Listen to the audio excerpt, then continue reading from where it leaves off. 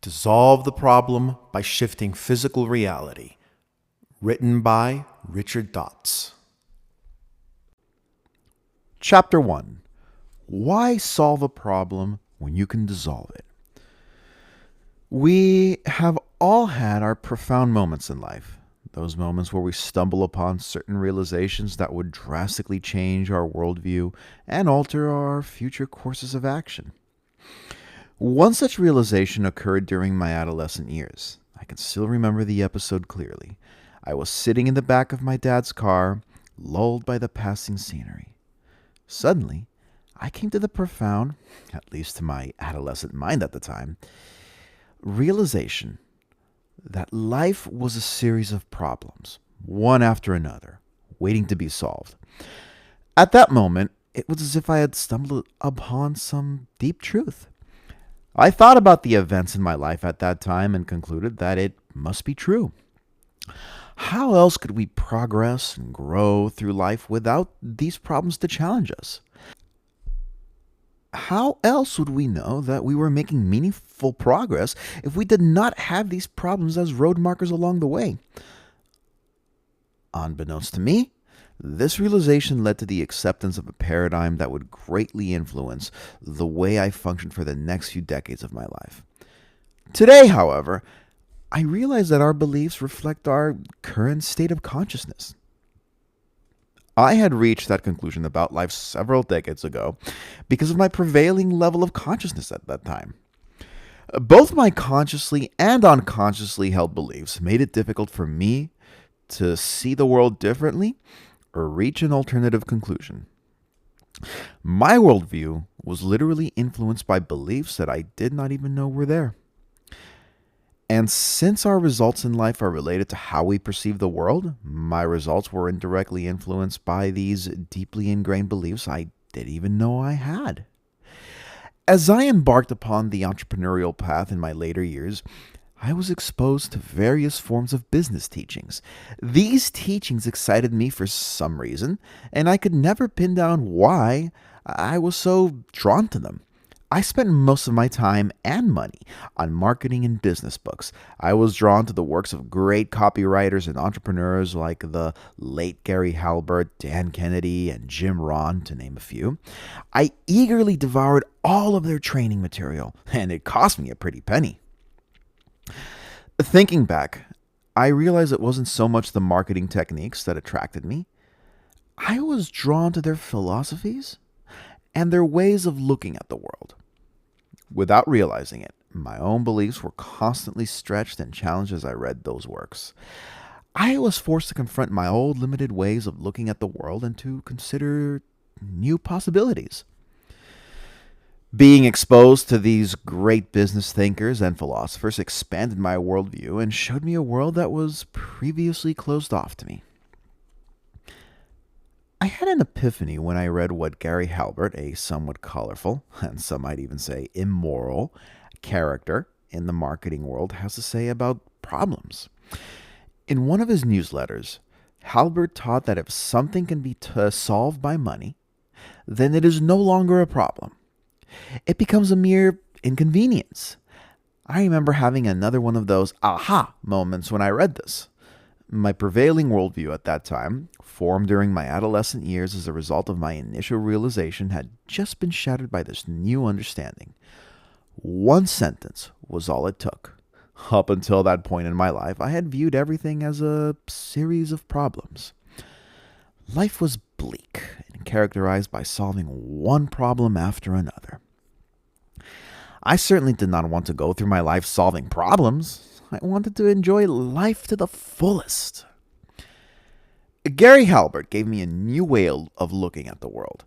He taught that anything which could be solved using money was no longer a problem.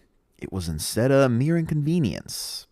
Now that took a huge chunk of problems off my plate at once. I now began to see why life was not always a series of problems. It also meant that I now had a tangible solution for the first time in my life. If I could somehow find a way to make more money, then a lot of those problems in my life would disappear and become mere inconveniences. This thought excited me greatly and expanded my horizon. I began to wholeheartedly focus my efforts on building successful businesses so that I could increase my income. As things turned out, an even higher understanding of the world was needed. Over time, I realized that many problems cannot be solved with money. I observed others with relationship and health problems, all of which could not be eliminated even with plenty of cash. Then I realized that some of the richest people were also the unhappiest. They struggled with addictions, broken marriages, and poor health. Even one of the richest men in the world, J. Paul Getty, famously remarked that he would gladly give up all his billions for the experience of one happy marriage. Money was not the panacea I believed it would be. I started turning my focus to these spiritual and metaphysical teachings. The late Dr. Wayne Dyer summarized it best in the title of one of his books, There's a Spiritual Solution to Every Problem. Many people would be tempted to dismiss this statement outright and be quick to point out why their particular problem is the odd one out. My circumstances in life are different, they would insist. I was like this in the beginning. I did not believe that these spiritual teachings would ever apply to me, given the formal education I had received in the hard sciences. I was proud of my education and my scientific way of looking at the world. It was immense desperation that drove me to explore these spiritual solutions. Those who have read my earlier books will know that I began to study these metaphysical teachings to deal with many of the problems and issues in my life at that time. I wanted to learn how to use metaphysical means to overcome financial lack in my life and to make more money. At that time, I was still operating under the old paradigm that, quote unquote, more money would translate into, quote unquote, fewer problems. I had expected these spiritual principles to solve some of my problems in life, but I certainly did not expect them to eliminate all my problems completely. Over time, I came to realize that Dr. Wayne Dyer's words have been true all along. There is indeed a spiritual solution to every problem. I have also added my own understanding. Since every perceived problem can ultimately be solved using spiritual means, then there are no unsolvable problems to speak of. Since there are no permanently unsolvable problems in this world, then there is really no problem to begin with. Everything is merely temporary and a mere inconvenience. Everything in our physical reality can be easily replaced by something else. I tell the story of my own personal transformation to illustrate how our day-to-day life experiences can be affected by our deeply held beliefs. I went through 4 distinct stages in my development. In the first stage, I believed that life was a series of problems and that we grew by becoming stronger through these episodes. This worldview served me well at that point, and it gave me a way to make sense of the chaos in my outer world. I was an adolescent, barely stepping out into the adult world and feeling fearful of what lay ahead of me. While the worldview was limiting, it was better than having none at all. In the second stage, I believed that all of life's issues could be divided into 2 groups, those that could be solved with the help of money and those that could not. While this new worldview was still somewhat limiting, it was a huge step up from the one I previously had. It transformed me from a powerless victim into an empowered entrepreneur, someone who had the power to write his own paycheck and take things into his own hands. Yet this new perspective was not without its downsides. I began to realize the limitations of money and how financial wealth cannot be used to solve all the problems in our world.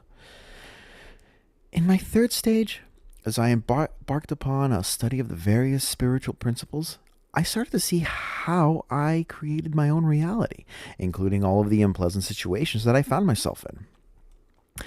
I realized that if I could create those problems in my life, then perhaps I could undo them as well. While this third stage of understanding is a vast improvement over my previous 2 stages, it was still limiting as I still saw problems as things that needed to be solved, albeit using metaphysical means. The fourth stage of understanding arises when one realizes that life is perfect. There are no problems that need to be solved, whether by physical or metaphysical means. Life, as it is whole, complete, and divinely perfect. Having given up our old ways of looking at the world, we no longer attract and perpetuate our old results. Instead, everything which occurs in our world is perfect and pleasing to us. This is the point where we would have dissolved any and all problems completely. And if a problem can always be dissolved right from the beginning, then is it even a problem to begin with? You'll notice yourself passing through these different phases of understanding as you read this book. Some people live the whole of their lives in the first stage, believing that life is a series of problems and struggles. In turn, their outer reality reflects their inner beliefs. They become resigned to a life of lack and limitation. Some highly successful and wealthy people spend their whole life in the second stage of understanding, but never evolved beyond it. They see money as the be-all and end-all of everything. They measure success and worthiness by using dollars. Very few people advance to this third stage of understanding. It is often the onset of serious setbacks or losses that forces them to seek a new level of understanding. The good news is that the majority of people reading this book are at the third stage. You wouldn't pick up this book if you are currently at the first two stages of understanding, for your worldviews would not allow you to accept whatever is said in this book. Most people who dismiss the steps in this book as too simplistic are likely to be at their first two stages of understanding. They simply have no easy way of integrating this material into their current beliefs. Even fewer graduate to the fourth stage of understanding. It takes serious inner work to reach this stage of appreciation. The reason why so few people ever achieve this understanding is not that these secrets are reserved for the privileged few, but because few people ever do the inner work necessary to cultivate this new level of awareness. All it takes is a willingness to explore this new way of living. If you are willing to spend some time and effort following the steps suggested, then a whole new world opens up for you. You'll discover a world completely without problems, where everything is 100% perfect and beyond your wildest imagination. But it wouldn't just be a figment of your imagination. You can live this reality starting right now. I invite you to read this book with an open mind. I am so excited to be sharing this material with you, as I can never forget the palpable sense of excitement I felt when I chanced upon these deep universal truths many years ago. I felt like the luckiest person on earth back then to have stumbled upon this material and apply it in my own life. Many years later, I realized that it wasn't luck that led me to this material. It was the universe at work. Divine intelligence was guiding me and showing me all the answers to the questions I asked, just as it is now giving you everything you need for a more fulfilling life. What it takes to receive the universe's answers is nothing more than an open mind. If you will allow your own existing beliefs to be shattered, if you entertain the possibility of an alternative problem-free reality, then you can dissolve all your problems in no time at all. Chapter 2. What is a problem anyway? Inventor Charles Kettering once famously remarked, "A problem well stated is a problem half solved." Albert Einstein concurred, stating that if I were to be given 1 hour to save the world, I would spend 59 minutes defining the problem and 1 minute solving it. While these brilliant minds may have stumbled upon a way to make problem solving less of a hassle, their statements are still representative of a predominant mindset that keeps most people stuck. It is the belief that a problem has to be solved or eradicated from our daily lives. When we perceive problems as issues or challenges that need to be solved, we immediately set ourselves up in opposition to the initial problem. The problem sticks out like a sore thumb and is viewed as another undesirable aspect of our lives that needs to be eliminated.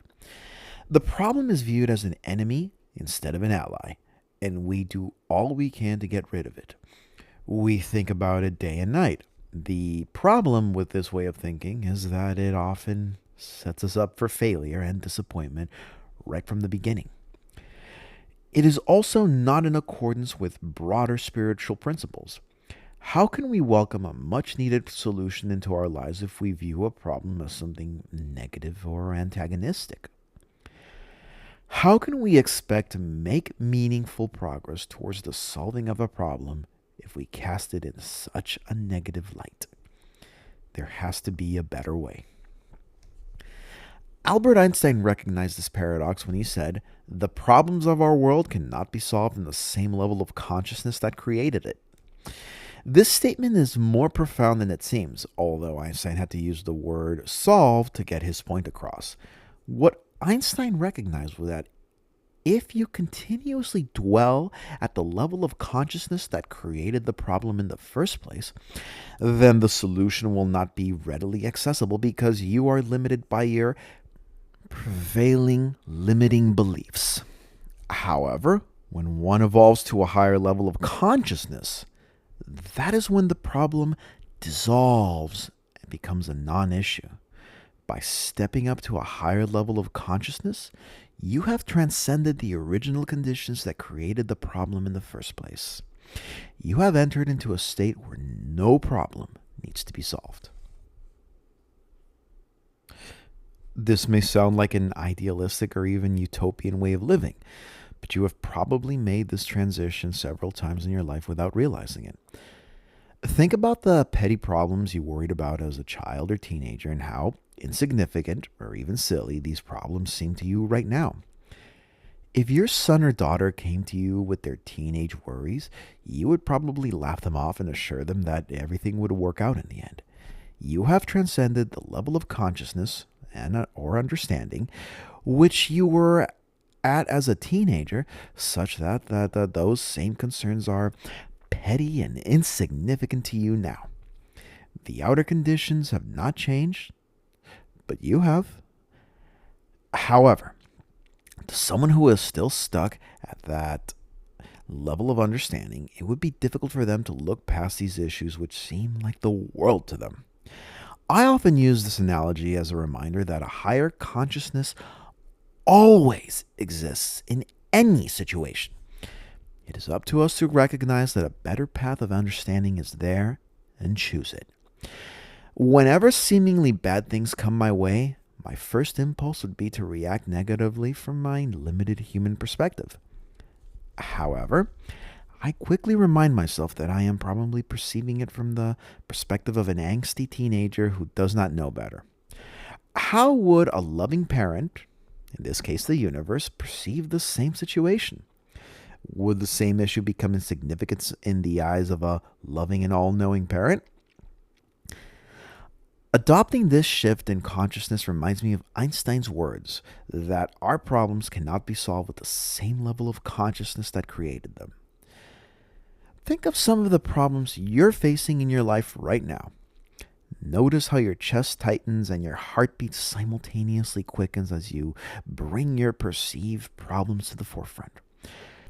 Your body is displaying not only a psychological, but also physiological fight or flight response at the mere thought of these problems. Science is now beginning to show us the harmful effects of stewing all day long in these negative, stressful feelings. While many people know the adverse effects of the stress hormone cortisol, most people just can't stop themselves from worrying. They say, "I know worrying about my problems is bad for me, but I have no choice." They see problems as an unchangeable part of their lives, so closely intertwined with their existence. Fortunately, this is merely an illusion caused by our current levels of consciousness. It is my intention to help you become free of these negative feelings as we progress through this book.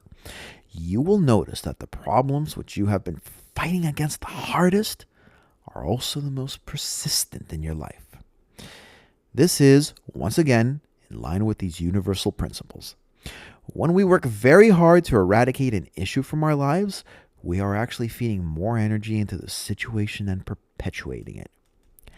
As such, there is a very fine line between solving or removing a problem and solidifying a problem. Most people think they are doing the former when they are in fact doing the latter. It is two sides of the same coin. You cannot pick up a coin without picking up both sides of it at once. This is the reason why some problems seem so deeply entrenched in our lives. This distinction is very subtle and was the hardest concept for me to understand when I first started applying these universal principles in my own life.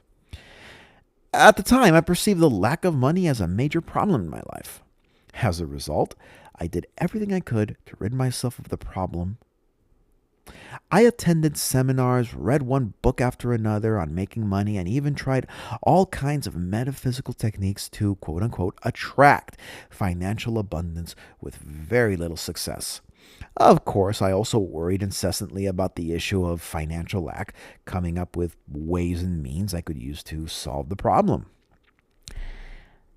I estimate that I spent 90% of my waking hours embroiled in the negative emotions associated with not having enough money.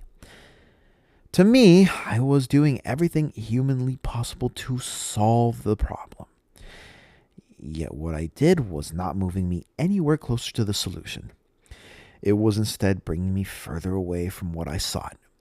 By spending most of my waking hours worried about my financial situation, I was actually directing my energy to perpetuate more lack. My prevailing consciousness at that time prevented me from recognizing this fact. It is the same with other problems you face in life. You can just as easily substitute money for health in the example above and see where your future reality is headed. The easiest way to remind yourself of this principle would be to use the analogy of a coin. When you pick up a coin, you have to pick up both sides of it. On one side of the coin is the issue which you are trying to eradicate, the problem, and on the other side of the coin is the solution. Therefore, you cannot think or talk about the desire for something without also talking about the absence of it. This is a key part of these teachings.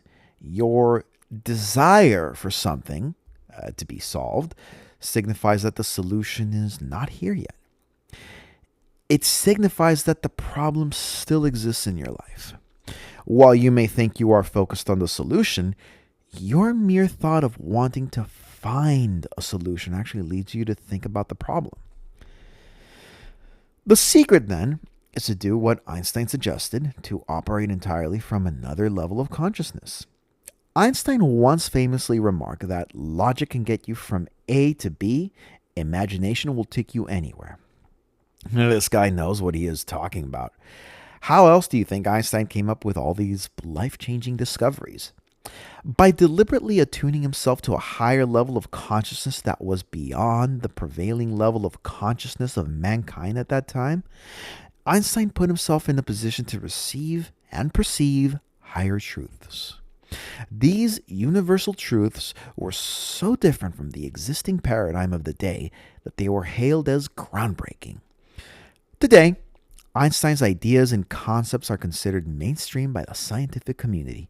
It took just a small group of pioneering scientists to advance the consciousness of our planet. Einstein called this higher plane of consciousness his imagination. This is especially noteworthy because one's imagination is not restricted by traditional limitations and constraints that we face in the physical world. He recognized the importance of moving beyond traditional paradigms when tackling the important issues of our day. While you may not be solving the same scientific mysteries as Einstein, you too can access higher levels of spiritual consciousness that can help you dissolve the perceived problems in your life. Notice that we are not asking for solutions here. All too often, people pray to some higher being in the hopes of receiving concrete solutions to their problems. It is as if they are waiting for God to give them a series of steps they can take to solve their problems. Do this, followed by this, and then your problems will be gone. This never happens. In all my years of doing this inner work and working with people from all walks of life, I've never once had anyone tell me that God or the universe gave them a series of steps to follow in response to their problems. Why is that so? The answer is simple. God always operates from the highest level of universal consciousness where everything is perfect and no problems exist. God is too pure to perceive any iniquity. From the universe's perspective, everything is divine, whole, and perfect all of the time. Trying to convince the universe that you have a problem so that you can be saved is not going to work. Just as your teenage children can never do or say enough to convince you that their petty worries are a real cause for concern because you know better. You know they will become wiser from whatever they are going through, and a little shift in perspective is all they need. Abraham Hicks often teaches that we should not expect Source to lower itself down to our level so that we can feel better. Instead, what we should do is to try and match up to the higher vibrational patterns of Source energy. When attempting to quote-unquote solve a problem in our life, most people spend an inordinate amount of time trying to convince the universe that they have a problem and argue about why they should receive some help. Do you realize what has just happened here? By trying to convince others about the seriousness of our problems, we unknowingly perpetuate the situation and direct more energy into an unwanted outcome. The effort we spend describing the problem itself keeps us trapped in our current levels of consciousness. This is the place where our desired solutions cannot possibly exist. If it existed, we would have found it. Our desired solutions always exist on an alternative plane, away from the constraints of the original situation. This is why Einstein was one of the few who allowed himself to get in touch with the solutions he sought. He was one of the few who recognized the importance of moving beyond the boundaries of prevailing consciousness and limiting beliefs. As we progress through this learning journey together, I invite you to bring your toughest problems to the door. Instead of becoming one with your problems, I urge you to leave them at the door while you make this journey yourself. In other words, acknowledge that your problems are there, but let them be there for a moment. Instead, work on changing the person whom you are on the inside. When you return from your journey, you might just find that the problems which you left at the door are no longer there to meet you. They would have dissolved on their own without any active intervention on your part. Chapter 3. The difference between solving and dissolving a problem. What is the difference between solving and dissolving a problem? When you try to solve a problem, you place yourself squarely in opposition to the problem. The problem becomes enemy number 1, or 10, depending on how many of them you have in your life. Something to be eradicated at all costs. You spend most of your time worrying about it and mulling over your options, just as how I spent most of my time trying to get rid of my problem of financial lack. It does not matter what the actual content of your problems is.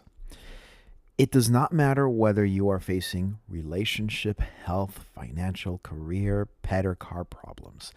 These universal laws apply equally to every subject.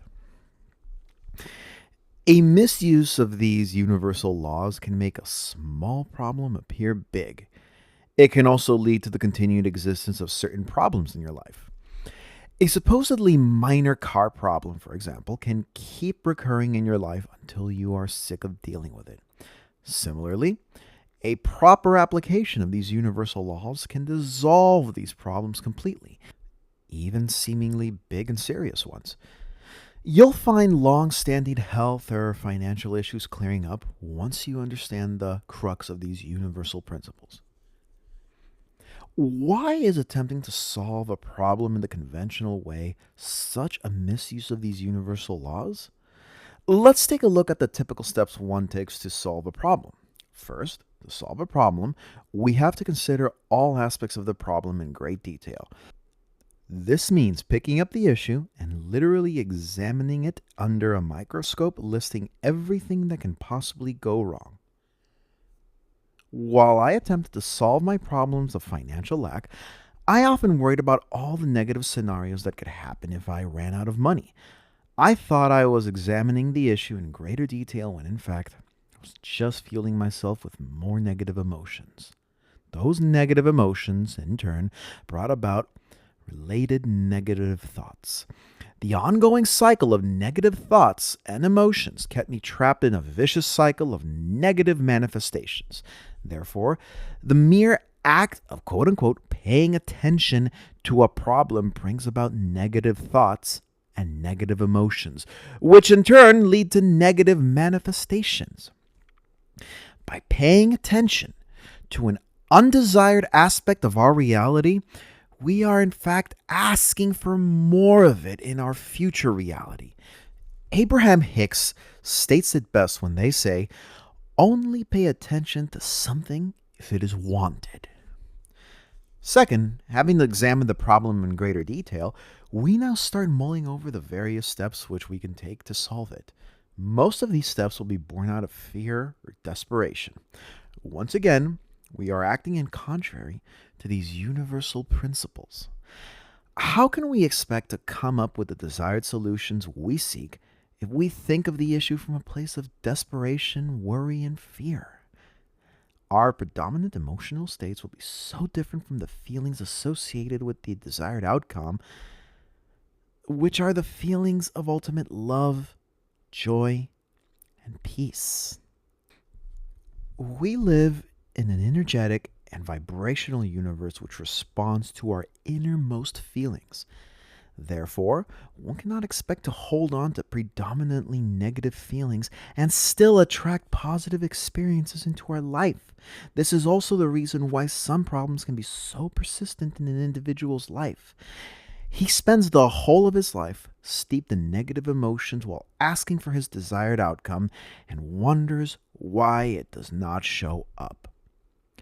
One has to change their inner state first to match the vibrational patterns of what he seeks. Another reason why mulling over the various options to solve a problem is not a good idea is because of our limited human perspective. We often do not have a full and complete picture of the issue and the options available to us.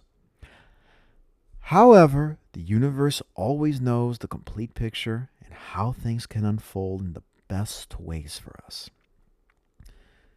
By mulling over the various options, we are tinkering with the cursed hows, which has never been our job in the first place.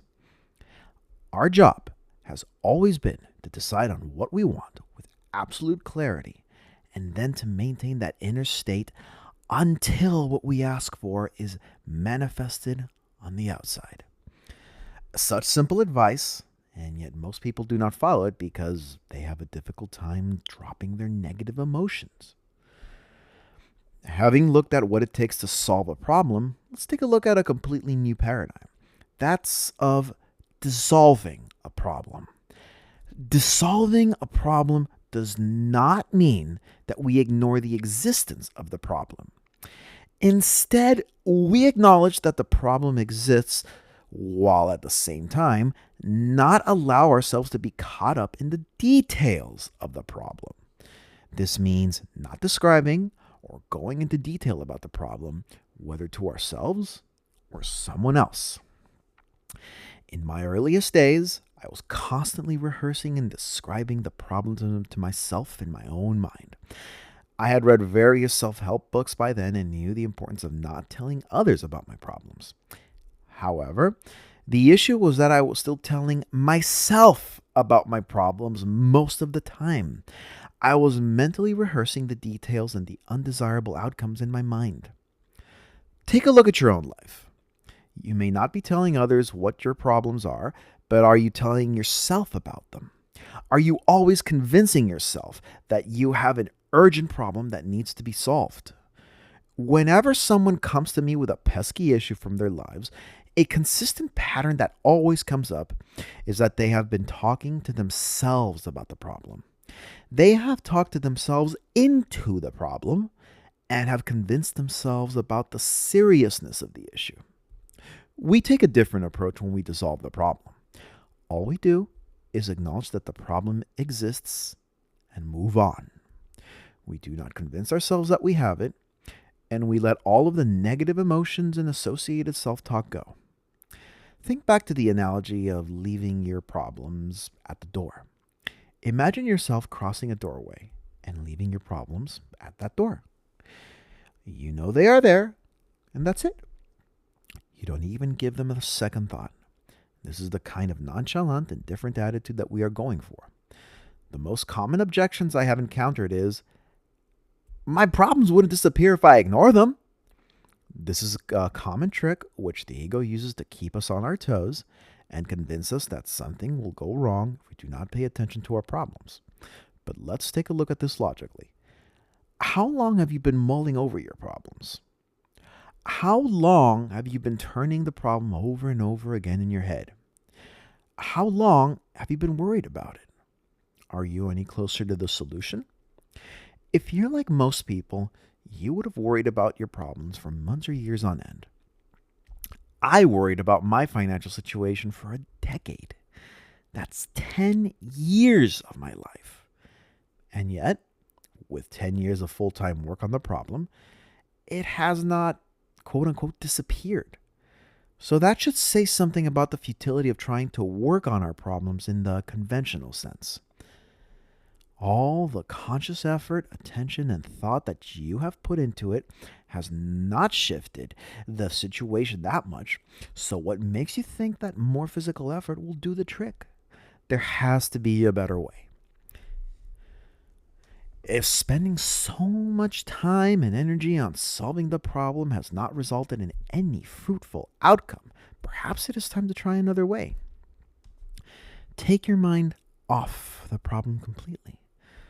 This does not mean that we ignore the existence of an issue or pretend that it does not exist. Many self-help books tell you to act as if and deny the existence of the issue. But denial is not what I'm teaching here. When we deny something, we have to spend twice the amount of mental energy as our denial generates resistance.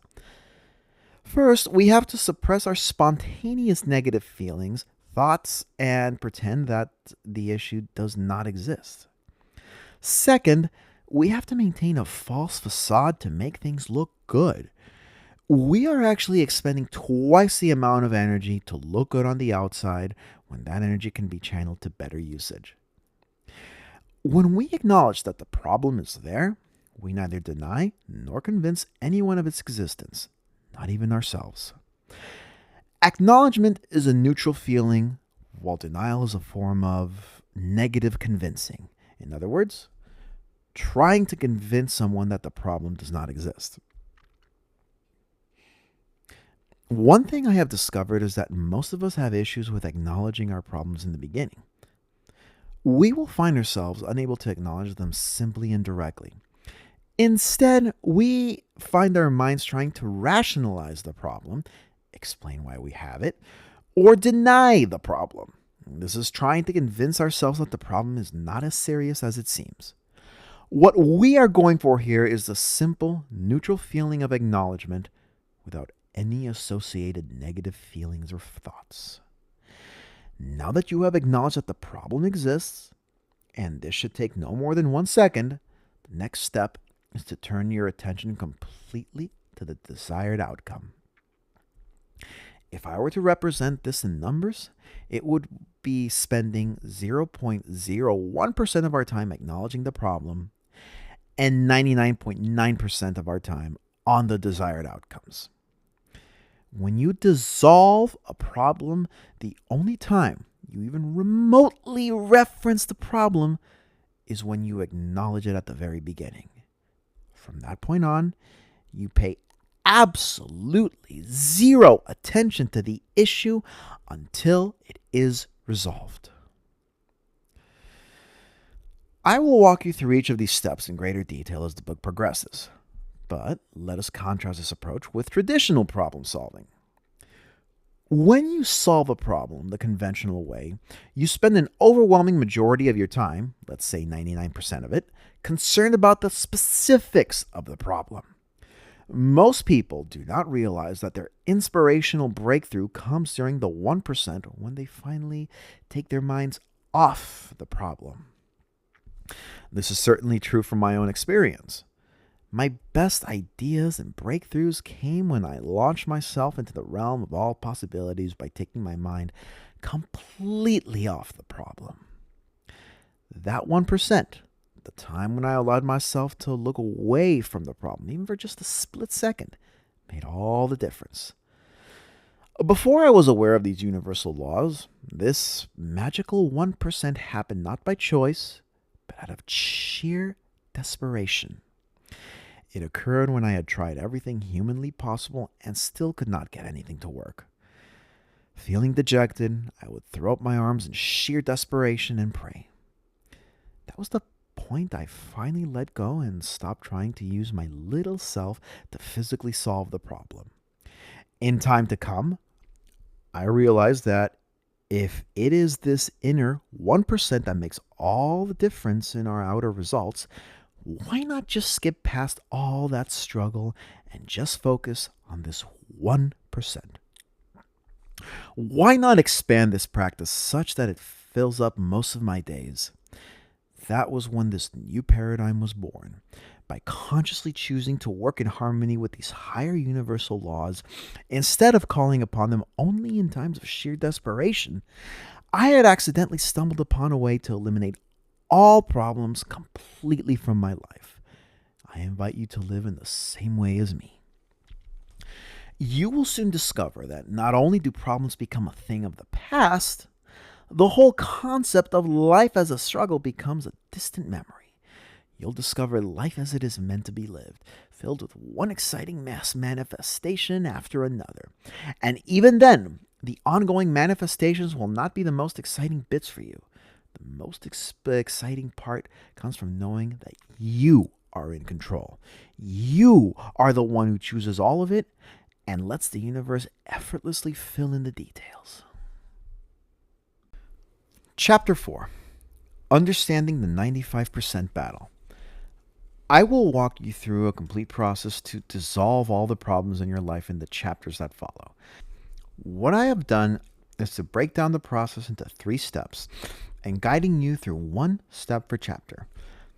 Once you have familiarized yourself with the process, however, it becomes spontaneous. All of the individual steps meld into one, and you'll be able to apply the process spontaneously simply by using the power of your inner focus. In the beginning, you may need to consciously remind yourself of each individual step in the process and make a conscious choice to apply these teachings. The most challenging aspect of applying these teachings to dissolve a problem does not lie in the fact that these teachings are difficult to apply. In fact, once you have become acquainted with them, you will wonder why you did not choose this way of living right from the very beginning. The most difficult things for students of this material is to give up their old ways of thinking and acting.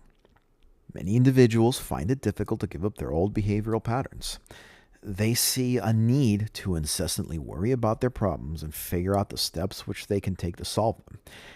Anytime you default to that analytical mode of operation, you are no longer dissolving a problem. Instead, you have reverted to solving it just as you had always done in the past. This means that you will continue to get the same results as before. Applying these teachings requires a certain sense of willingness to give up your old ways of thinking and acting in the world. In the beginning, you will step out of your comfort zones and keep your focus on these teachings through faith alone.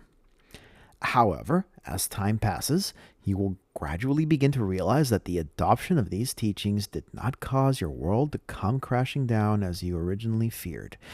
Problems did not blow up in your face despite your lack of attention to them. Things did not suddenly go wrong despite the fact that you adopted a new carefree and nonchalant attitude. All of this can only be experienced once you signal the willingness to step out of your comfort zone and use your inner powers in ways that you have never thought possible.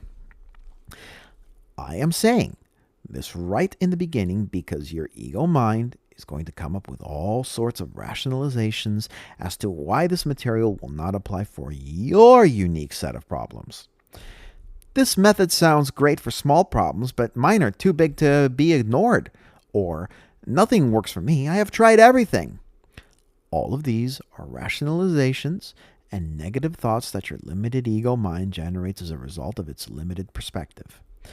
When those thoughts arise, gently let them go. Pay no attention to them. Do not engage them. Recognize that these thoughts are based on the limited perspective of your rational mind and not from the all-knowing perspective of the universal mind. Remind yourself of the conversation between a wiser parent and a child. The child's words and thoughts will always seem valid to the child from his or her limited perspective, but not to the parent who knows better. I encourage you to bring your toughest problems to this process and see how your reality can be transformed in a few simple steps. The first step to solving a problem is to soften your insistence of it. This step is important because up until this point, you probably struggled and wrestled with your particular problem for weeks, months, or even years on end. You have probably lived with your problem for a long time and have become intimately familiar with the specific details and aspects of it. If someone were to ask you to describe your problem to them, you would be able to rattle on in great detail. This is not what we are doing here. We are going to change track and do something you probably have not done before. We are going to soften our insistence of the problem. Before we get into the actual steps to do so, it helps to quickly refresh our knowledge of these universal laws. Recall that anytime you pick up a coin, you have no choice but to pick up both sides of it. One side of the coin represents the absence of something, while the other side represents the presence. You may have heard the saying that within every problem lies an opportunity. The idea is the same. When we are faced with a problem, we are also faced with a possible solution that will emerge from this problem. However, the tricky part is this. Each time you ponder upon possible solutions, you are also diverting some of your focus to the problem. In other words, the problem and its possible solutions are inseparable. You cannot easily focus on one without also letting your attention be dominated by thoughts of the other. Examine your own thoughts about a problem. They may all seem to be solution-oriented. You may think that you were making productive use of your time by coming up with possible ways to, quote-unquote, solve the problem just as I thought I was doing. But how does the act of thinking about possible solutions make you feel? Do you feel joyful and assured on the inside? Or does thinking about possible solutions make you feel even more worried and trapped by the situation? Your emotions are a precise guidance system to let you know if you are on the right track to manifesting a desired outcome. Your negative emotions are a signal that you are manifesting negatively and in the process of creating unwanted outcomes in the moment. The secret to undoing all of this comes from realizing how little time you actually have to spend on most of the problems in your life. Realizing this truth will be a great spiritual liberation for you. Let me explain. Suppose you are facing the problem of financial lack. When do you actually have to confront the problem head on? By confronting, I mean dealing with the unpleasant consequences of it. I would estimate it at probably less than 1% of your time. You really only need to confront this issue when you are paying your bills for the month or when you are meeting with your creditors. Yet how much time do most people spend worrying about their bills? Almost all of the time. They spend all of their time at work or play worried about how they are going to make ends meet and rehearsing that dreaded conversation with creditors. In fact, they really only have to deal with this issue when they need to make the actual payments. Let's take another example. Suppose that your knee hurts when you play sports.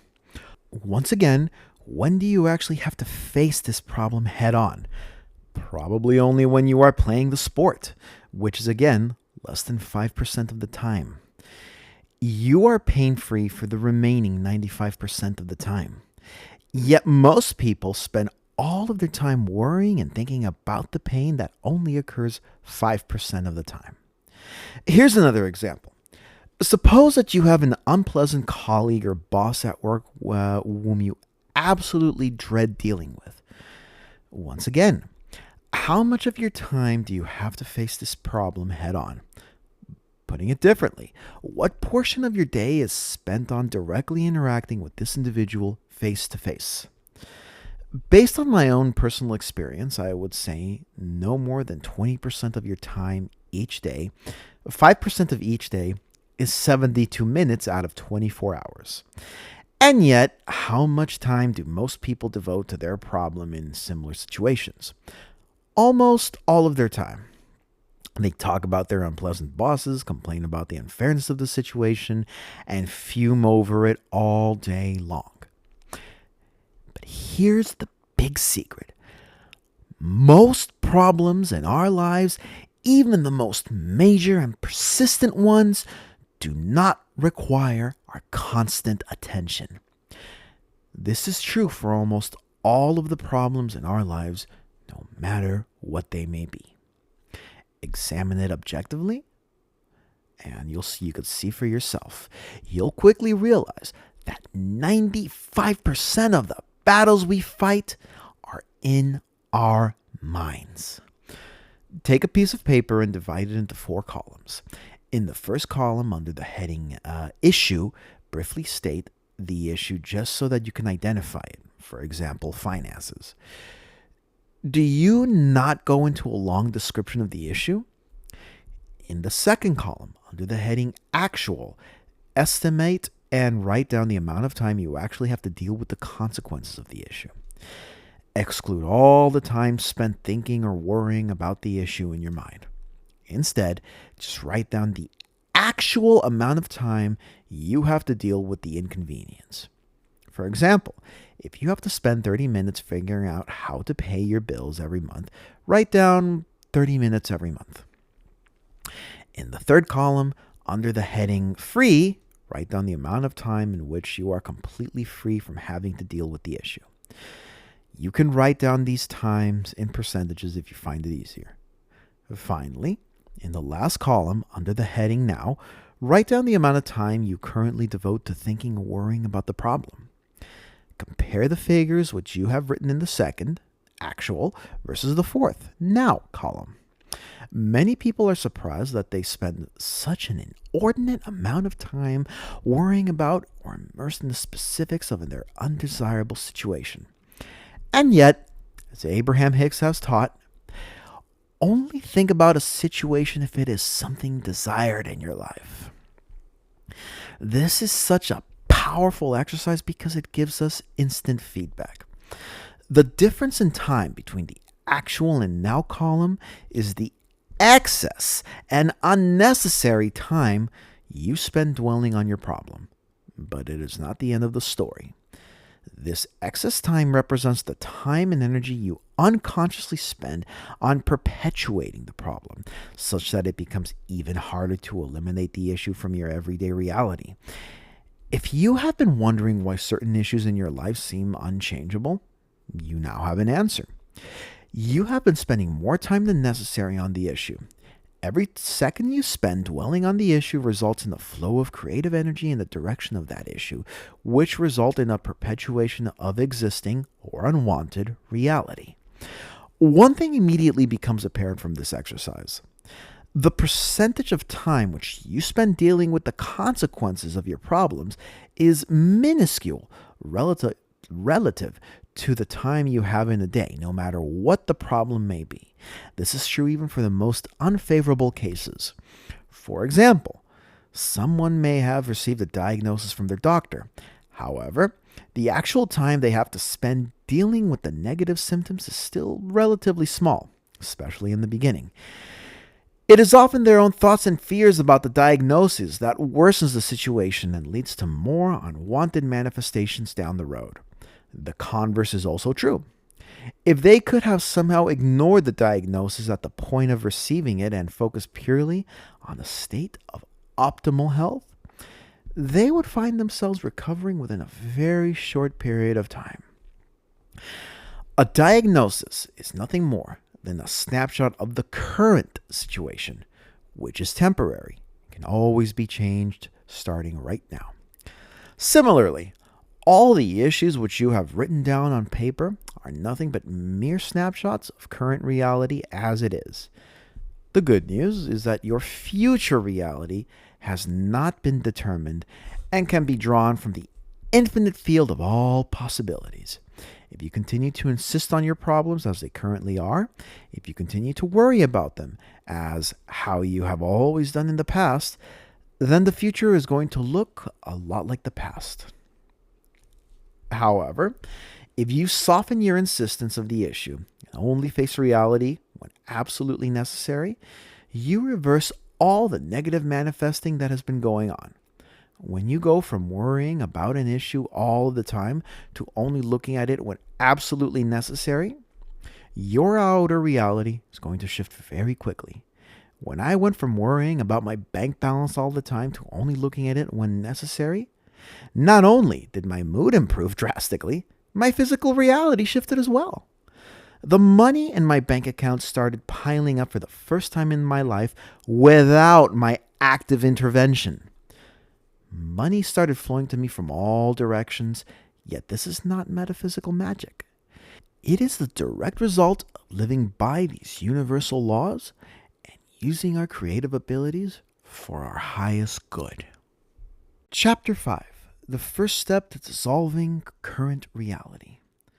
The first question to ask whenever worry or fear thoughts crop up in your awareness is this: am I dealing with the actual symptoms of the problem, or am I dealing with my perceptions of the problem?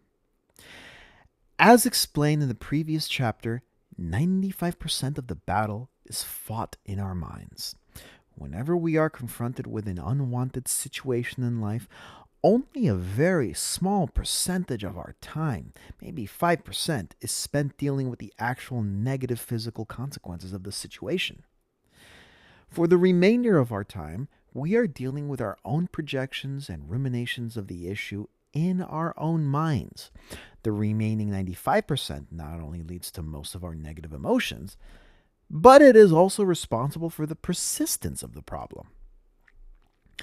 It is what causes the problem to continually exist in our physical reality, no matter how hard we try to get rid of it. It is easy to see why. You may consciously pray and intend for a solution to the problem. However, the time you spend focused on the solution is paltry compared to the time you spend worrying about the problem. You may recite positive affirmations or visualize the desired outcome for 15 minutes each day. But unless you stop the negative creation that goes on in the background for hours on end, your outer reality is unlikely to shift.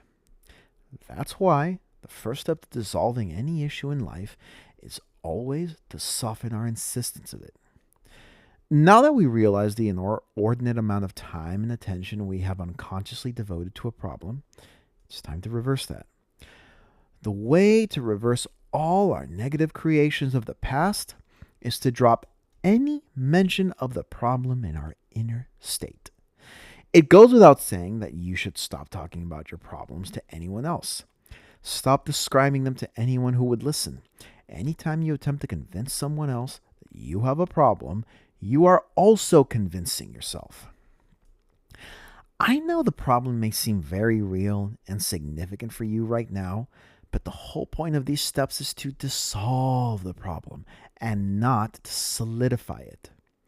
Describing the problem in detail means immersing yourself in the inner states which match the energetic vibrations of the issue.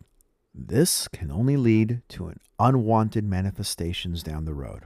The best reminder you can use is this. Each time you feel tempted to describe the problem to someone else, ask yourself this question. Am I solidifying the existence of the problem or dissolving it? In fact, anytime you feel like taking any action related to the problem, ask yourself this question.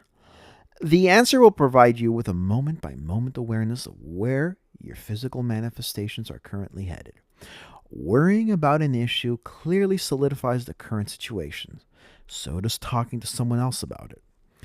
The feelings you experience when talking to someone about your problems is the best indicator of where your future manifestations are headed. Notice how you feel on the inside when you describe your problem in great detail. You will find yourself reliving many of the unpleasant emotions as if you were dealing with the actual negative symptoms of the problem itself. Why would you want to deliberately do so? Why would you want to relive unpleasant and unwanted experiences? Let all of those go. Another common issue is that talking about our problems gives us a sense of relief and a temporary high. Some people say that talking about their problems make them feel good since they have an opportunity to vent. This is a tricky issue since you are simultaneously miscreating while you are venting. Therefore, while you may feel that little bit of relief and righteousness from talking about your problems, you are also negatively creating in the moment. Think about the temporary relief you get from talking about your problems. It sure feels good because you are moving up the emotional scale. However, those are still negative feelings. Those of anger, revenge, or righteousness on that emotional scale. Negative feelings, when experienced purely and held for a long time, always lead to negative manifestations. This is universal law. There is no way around it. So be very mindful when you feel the need to vent. There are many healthy ways to let go of negative emotions that do not involve talking to other people. I have covered various techniques for letting go in my previous books.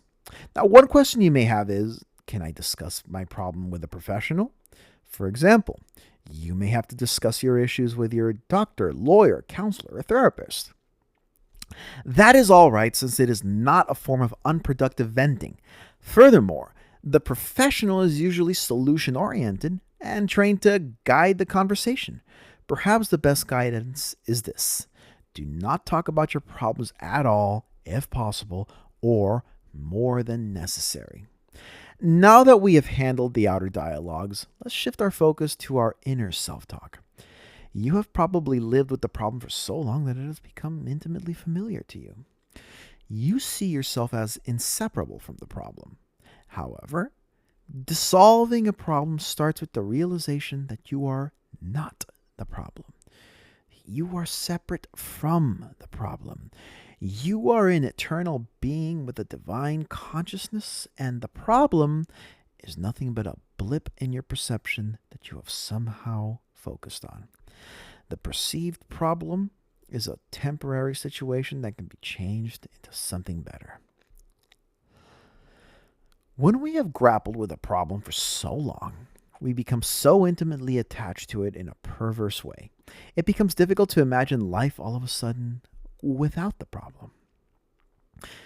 This can be corrected by cultivating the awareness that we exist independently of all of our conditions in our lives. No matter what the outer circumstances may be at the moment, you are still here. You are still the I am presence in your life. Feel the essence of the I am presence in your life. As Lester Levinson used to say, this I am presence is not I am something, but just the I am portion of your being. Louise Hay expresses this beautifully through one of her affirmations. I am lovable because I exist. No other reasons or external conditions are needed. You are lovable because you exist. This I am essence is the eternal and unchanging part of you that is not dependent on any outer circumstances. It will always be pure and immutable. Another way to refer to this essence is the feeling of deep inner calmness and peace. This deep feeling of inner peace will always be there, regardless of the outer circumstances. You may not have any money or even be left without a shelter over your head, but this deep sense of inner peace is always in you and accessible by you. The moment I realized that this deep inner peace was always accessible to me no matter the outer circumstances, I understood that I had nothing else to fear. Even if all my worst fears and all the worst case scenarios came true in my life, I would still be here. I would still be me. Nothing physical can ever take away from the I am presence within me. This understanding changes your perception of a problem forever. Instead of seeing a problem as permanent in your life, see it as a blip in your current perception or understanding that you have somehow allowed yourself to focus on. How you came to have such an understanding is not important. Therefore, there is no need to find out how the problem came about. Let all of that go. For the next 24 hours, live your life without convincing yourself that you have the problem. Now, this takes a little bit of imagination, especially if you have been convincing yourself that the problem is real all your life. What I advise you to do now is the opposite. Go through the next 24 hours without convincing yourself that the problem exists. How does that feel like? What we are doing here is to remove the perceived problem as an enemy in our lives. Instead of placing it squarely within our crosshairs and seeing the problem as something that needs to be eradicated, drop it altogether from your conscious awareness. Note that what we are doing here is different from convincing ourselves that the problem does not exist. I am not asking you to pretend that the problem does not exist. Doing so would be moving into the territory of denial, since you now have to come up with ways and means to convince yourself that something in your current reality does not matter. Instead of denial, what I am going for here is non-engagement.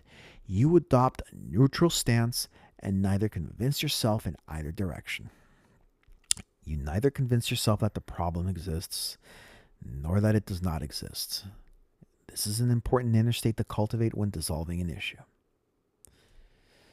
Most people tackling a problem rarely adopt such a neutral stance. Their inner states are always at one of the extremes. For example, I may be extremely concerned about my financial situation for a couple of weeks, which causes me to desperately come up with ways and means to make more money. This kind of behavior lies at one extreme of the scale, that of convincing myself that the problem exists in my reality and hence the need to, quote-unquote, solve it. After reading a few self-help books, I may find myself jumping to the other end of the scale, that of using positive affirmations and visualizations to assure myself that everything is all right. Notice that neither position I take leads to a resolution of the problem, since both extremes are steeped in negative emotions. The key here is to move yourself right to the middle of the scale. This is a subtle feeling to experience, which is why you will need to spend quite some time fine-tuning your feelings in the beginning. Most of this inner work seems difficult because we are talking about very nuanced and subtle feelings here. Just as a singer may take a few tries to hit the right notes, you may need several attempts to reach the exact right feelings. I wouldn't expect myself to get my inner feelings right the first time around, so be easy on yourself. Adopt a fun and playful attitude to all of this. Consider it as a play instead of serious work, and the process will be much more enjoyable to you. What you want to do is to mentally walk yourself through the feelings and become aware of your current inner state. Ask yourself which end of the scale you are currently on. Are you steeped in the specifics of the problem and feeling moderate to strong negative feelings about it? If that's the case, you are at the convincing end of the scale. Your feelings and thoughts all work towards convincing yourself that the problem is real, which is a sign that you are off balance. Or are you steeped in positive affirmations and physical rituals that play down the problem? Are you trying too hard to act as if the problem does not exist? If that's the case, you are at the denial end of the scale. No matter which end of the scale you are currently on, gently seek to move yourself to the middle. Ask the question, what can I do to gently move myself to a neutral feeling about the subject? What does a neutral stance feel like? Does it feel like this, how I am currently feeling? Then check in on your current inner feelings and see if they have improved. Repeat the process until you are feeling neutral about the issue. Fine-tuning your inner feelings takes the most time out of the whole process. Most people have lived with their problems for so long that they find it difficult to feel any differently about their seemingly helpless situation. But that is why it is even more important to achieve this shift on the inside. You must find a way to change how you feel on the inside if you want your outer circumstances to change. The way to dissolve your existing reality starts from changing your inner state. From there on, everything else will be transformed. Chapter 6: Cutting Off the Mental Power Supply. When you woke up this morning, did you automatically start thinking about the various problems in your life? This was certainly true for me for the first half of my life. In my early days of doing this work, I would immediately start thinking about my various unsolvable problems the moment I woke up. While still lying in bed, I would get that familiar sick feeling in my gut as I realized that my problems were still with me. From that point on, the rest of the day became a downhill battle with these imaginary problems inside of myself. I started to think about my problems the first thing in the morning because I had come to identify myself with them. These perceived problems had become an inseparable part of myself. I saw these issues as being at the core of my being. I allowed all the problems in my life to define me. If you had asked who Richard was at that time, I would have answered that Richard was someone facing these various issues in his life. Yet, that is not who Richard really is. We are not defined by our problems. Our problems are external circumstances that are separate from who we really are. These days, however, my life is completely different. Having erased all problems from my life, I wake up every morning feeling peaceful and calm. That sickening feeling does not hit my gut anymore to remind myself that something needs to be solved. This way of living can be a reality for you as well. I would like you to commit this new way of living for the next few weeks and months to come. We have learned that the first step to dissolving a problem is to soften our insistence of it. This means to neither convince nor deny that the problem exists. Going back to the coin analogy, it means dropping the coin and not even picking it up in the first place. What you want to do is to put that coin away and keep it out of sight. Keep it in a drawer and don't look at it unless absolutely necessary. Do not talk about it. Do not face the negative consequences of the problem unless you absolutely need to. For example, do not bring your financial issues to mind until you have to work out how to pay your bills for the month. For the rest of the time, don't even bring it up.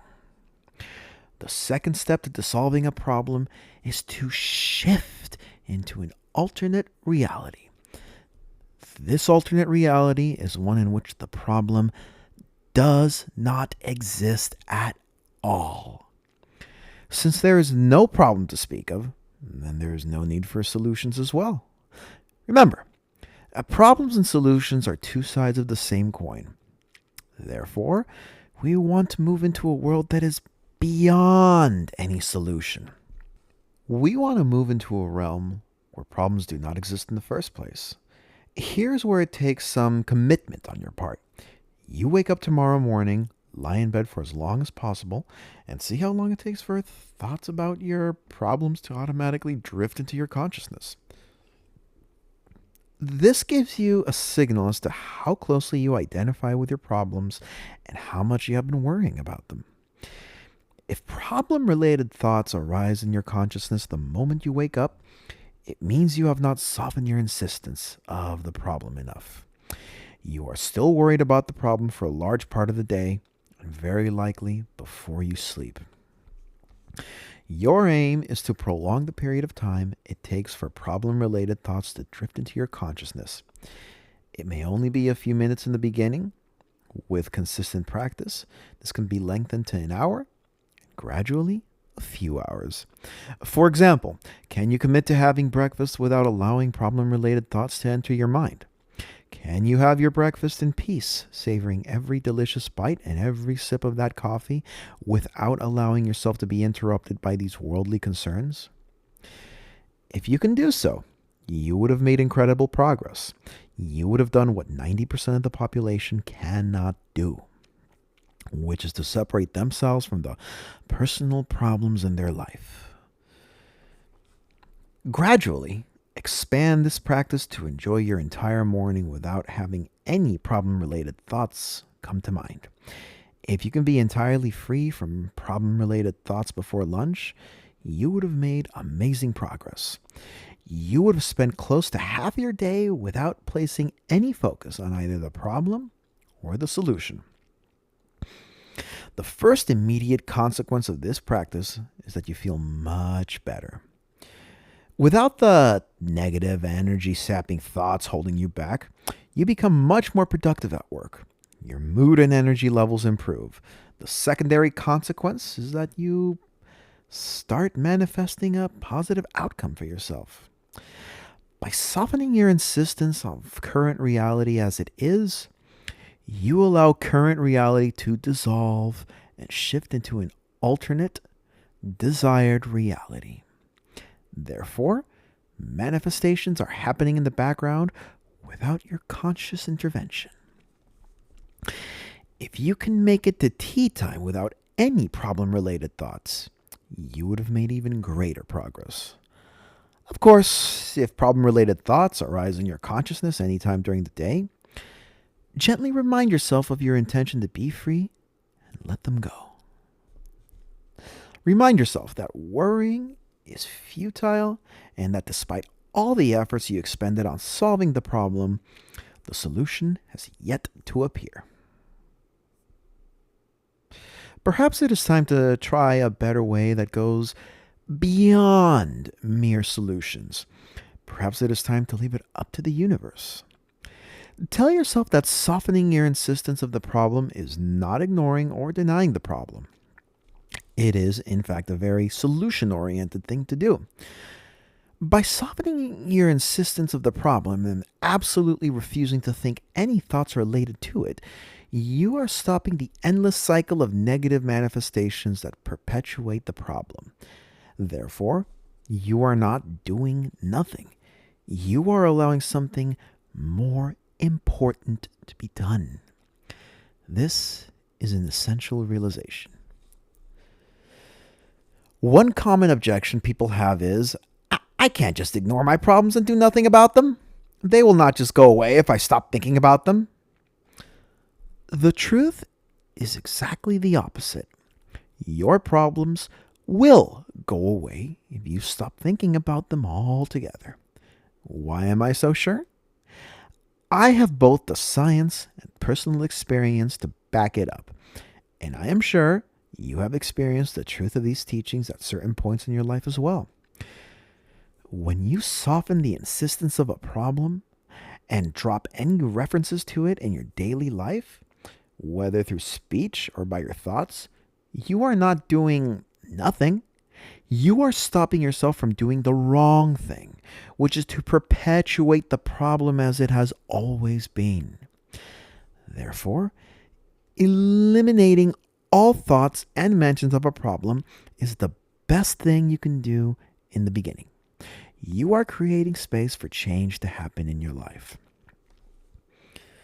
Most people think they have to be the ones to come up with a solution to make it happen. This misguided view stems from our action-oriented ways of living. For most of the perceived problems in our life, all we need to do is to stop our miscreating. In other words, all that is required of us is that we stop engaging in our negative manifestations. That is all there is. If we stop negatively creating, then the universe will step in and do the other half. When we are not actively blocking what we desire with these negative manifestations, what we want can finally come into our lives. When I worried about my financial situation in the early days, I was doing a whole lot of negative creation without even realizing it. I thought I was proactive and solution-oriented, when in fact all my negative thoughts, from the moment I woke up to the moment I fell asleep at night, were creating my situation of financial lack. I just didn't know I had so much creative power in me to create such an undesired reality. The same is true for you as well. There is so much creative power in you right now that you can create whatever reality you wish. The fact that certain issues persist in your life means that something is holding them in place. Someone is continually channeling precious universal energy towards the situation, which is what keeps the situation as it is. Just as your freezer has to continually supply energy to keep the ice cubes in their solid state, your existing reality perpetuates its current state only through your continued thoughts, words, and deeds. The person who is directing this massive flow of energy is you. Cut off the electricity supply or take the ice cubes out of the freezer, and they melt into water in no time. The same goes for the perceived problems in your own life. You need to cut off that energy stream which sustains the current state of affairs. The good news is that the only person who can direct this powerful stream of creative energy is you. There is no one else who can do it for you, for no one else can ever create on your behalf. It may seem tempting at first glance to blame others for the problems in your life, just as you can attribute the frozen ice cubes to the ice cube tray that holds everything in place. You can say, that tray is what causes those ice cubes, which I do not want. But a much faster way will be to cut off the electricity supply. Without electricity, the ice cubes cannot remain frozen, despite the tray that holds the water in place. Similarly, it is tempting to ascribe your problems to external people and circumstances. Two things happen when you do so. First, you are taking a roundabout route to, quote-unquote, solving your problems.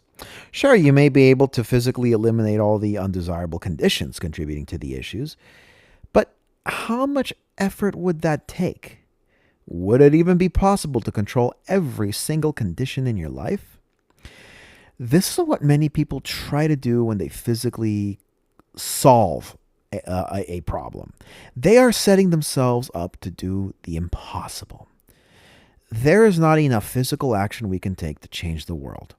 Second, why take this long detour when you can go right to the root of the issue?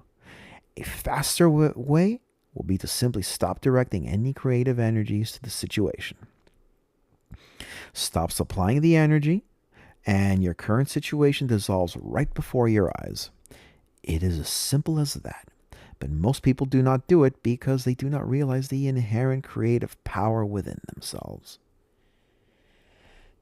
It takes an incredible amount of mental energy to perpetuate any situation in our lives.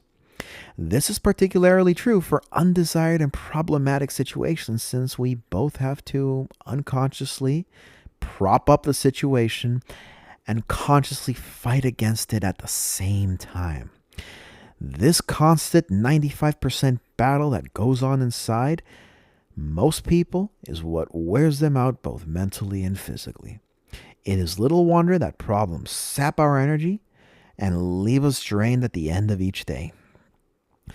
When you finally free yourself from worrying and feeling fearful about the problem, you free up a significant portion of your creative energies, which can then be put to better use. You'll be surprised at how much energy and bounce you have when you drop the perceived problems from your life and free yourself from the need of obsessing over them. Start today. See how long you can last without worrying about the problem or bringing it up in your own mind. Each time problem related thoughts come to mind, gently acknowledge and let them go. This means not engaging in them and following the train of thoughts to their usual conclusion. Feed absolutely no energy into them. Know that you are not doing quote unquote nothing with this practice. Instead, you are stopping negative creation right in its tracks and therefore creating a new reality for yourself. If you keep at this for the next few days or so, your physical reality will begin to shift right under your nose. What you previously thought to be set in stone becomes as malleable as a soft piece of plasticine to be molded into any shape you desire. Chapter 7. Shifting into an alternative reality. So far, we have learned that the first step to solving any problem in your life, no matter what it may be, is to soften your insistence of the problem. This means not talking to yourself or anyone else about the problem and adopting a neutral stance in which you neither argue for or against its existence. By avoiding the two extreme ends of the scale, you sidestep the negative emotions that could solidify the problem further in your life. The second step is to shift your inner focus to an alternative reality where the problem does not even exist. Remember that we are not interested in quote unquote solving a problem. If a problem could be solved by physical means, you would have done so long ago through sheer mental or physical willpower. The fact that reality still seems so solid even after all your attempts to change it suggests that an alternative path is needed. Perhaps it is time to stop fighting against reality and start working in accordance with these universal laws. Solving a problem requires an implicit acknowledgement of the existence of the problem. This is where the problem, pun not intended, lies. Anytime you acknowledge or argue for the existence of something, you perpetuate its existence in your current reality. It is no wonder some problems could become such an annoying part of our lives. Each time we attempt to solve it, we are actually strengthening the conditions that prop it up in our everyday reality. I recommend that you go beyond the mere seeking of solutions into a realm where the problem does not even exist at all. This is, ironically, the only permanent solution for everlasting peace. It is especially important that you follow these steps for the long-standing issues in your life, no matter how serious you may perceive these problems to be at the moment. In fact, the more serious a problem seems, the more you need to practice these steps to stop negative creation in its track. This means stepping into a world where solutions are not needed because there is nothing to solve. This may sound paradoxical or even absurd at first glance, but it was exactly how I overcame the issues of lack and limitation in my own life. I always thought that my problem of financial lack would be solved when I finally chanced upon the right solution. Perhaps it was landing that dream job with a fat paycheck, or perhaps it was landing that dream client who will pay for all of my expenses. Or perhaps I would invent something and make a ton of money off it. Notice that all of these are merely projections and fantasies of the ego mind. They are based on the assumption that the problem exists and that it is our job to solve it. The truth is that even if I had stumbled upon one of these concrete solutions, I would not have remained problem-free for long. That's because who I was, in my consciousness, has not changed on the inside. Unless my inner consciousness shifted, my outer circumstances are going to remain the same. This is the reason why problems seem to recur in our daily lives. We may find a temporary physical fix for something, but end up disappointed when the same problem crops up in slightly different guises. For example, one may find that a change of jobs provided only a temporary respite from their terrible boss. They soon discover that their new boss acts in exactly the same ways as their old one. You can just as easily replace boss with spouse in this example, and it would still hold. The only time physical solutions work is when they distract us from the problem. In other words, every physical solution that has worked in the past works because it successfully softens and shifts our focus about the issue. Pharmaceutical companies have long documented and for a time attempted to hide the infamous placebo effect, in which clinical patients experience the same healing effect from consuming a sugar pill with inert ingredients. Skeptics will be quick to point out that the placebo effect is often smaller than an actual healing effect induced by the drug. However, that will be missing a crucial point in this argument. The sugar pill should not logically have worked at all. After all, it was made up of completely inert ingredients. The fact that it induced actual healing points us to something deeper about the mechanisms of healing.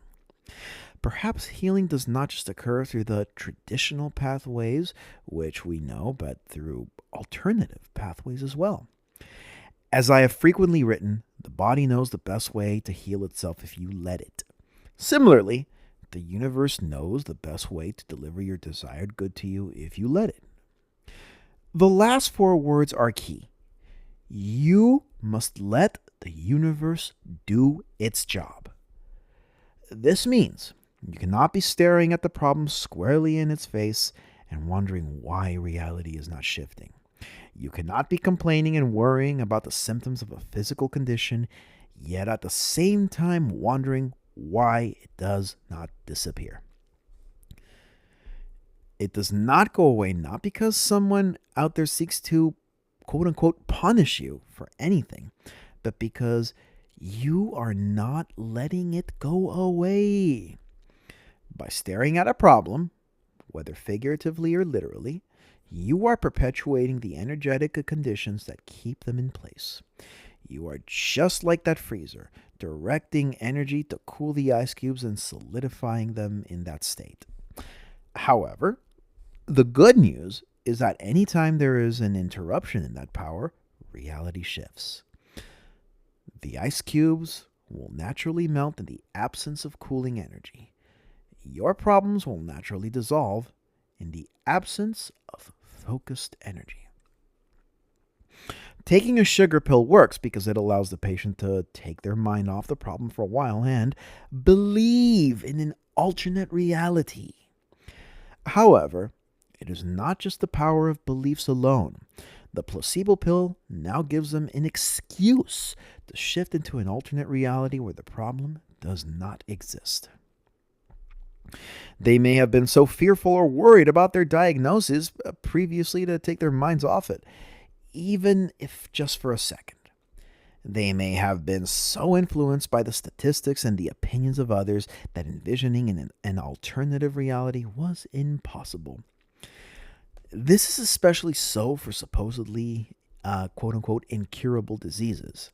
However, this is often when it is even more imperative that individuals shift into an alternate reality where the problem does not exist and stay there. Examine any physical solution that has worked in your own life, and you'll realize that the solution was always accompanied by a shift in your own consciousness. In other words, at the time of applying the solution, your own attitudes towards the problem also softened and changed. You no longer felt so antagonistic about the problem at hand. Instead, you felt hopeful and optimistic that things would finally work out. Here's the secret. You can change your own attitude about an issue regardless of whether a physical solution is also at hand. The physical solution does make things easier as it gives you an excuse or reason to feel better, but you can get there on your own anyway. All it takes is a conscious shifting of your own inner thoughts and feelings. In my book, Getting into Manifestation Zone, I shared a framework that allows readers to visualize where they currently are in relation to the physical and spiritual dimensions. The framework also applies here. The intersection point between our spiritual and physical dimensions represents our current reality. It represents the current perspective from which we perceive and live from our physical bodies. If a problem exists at the current intersection point, then what we want to do is to move to a new intersection point where we are free from the problem. In other words, we have to shift the intersection point to create a new reality. There are two ways to shift our intersection point.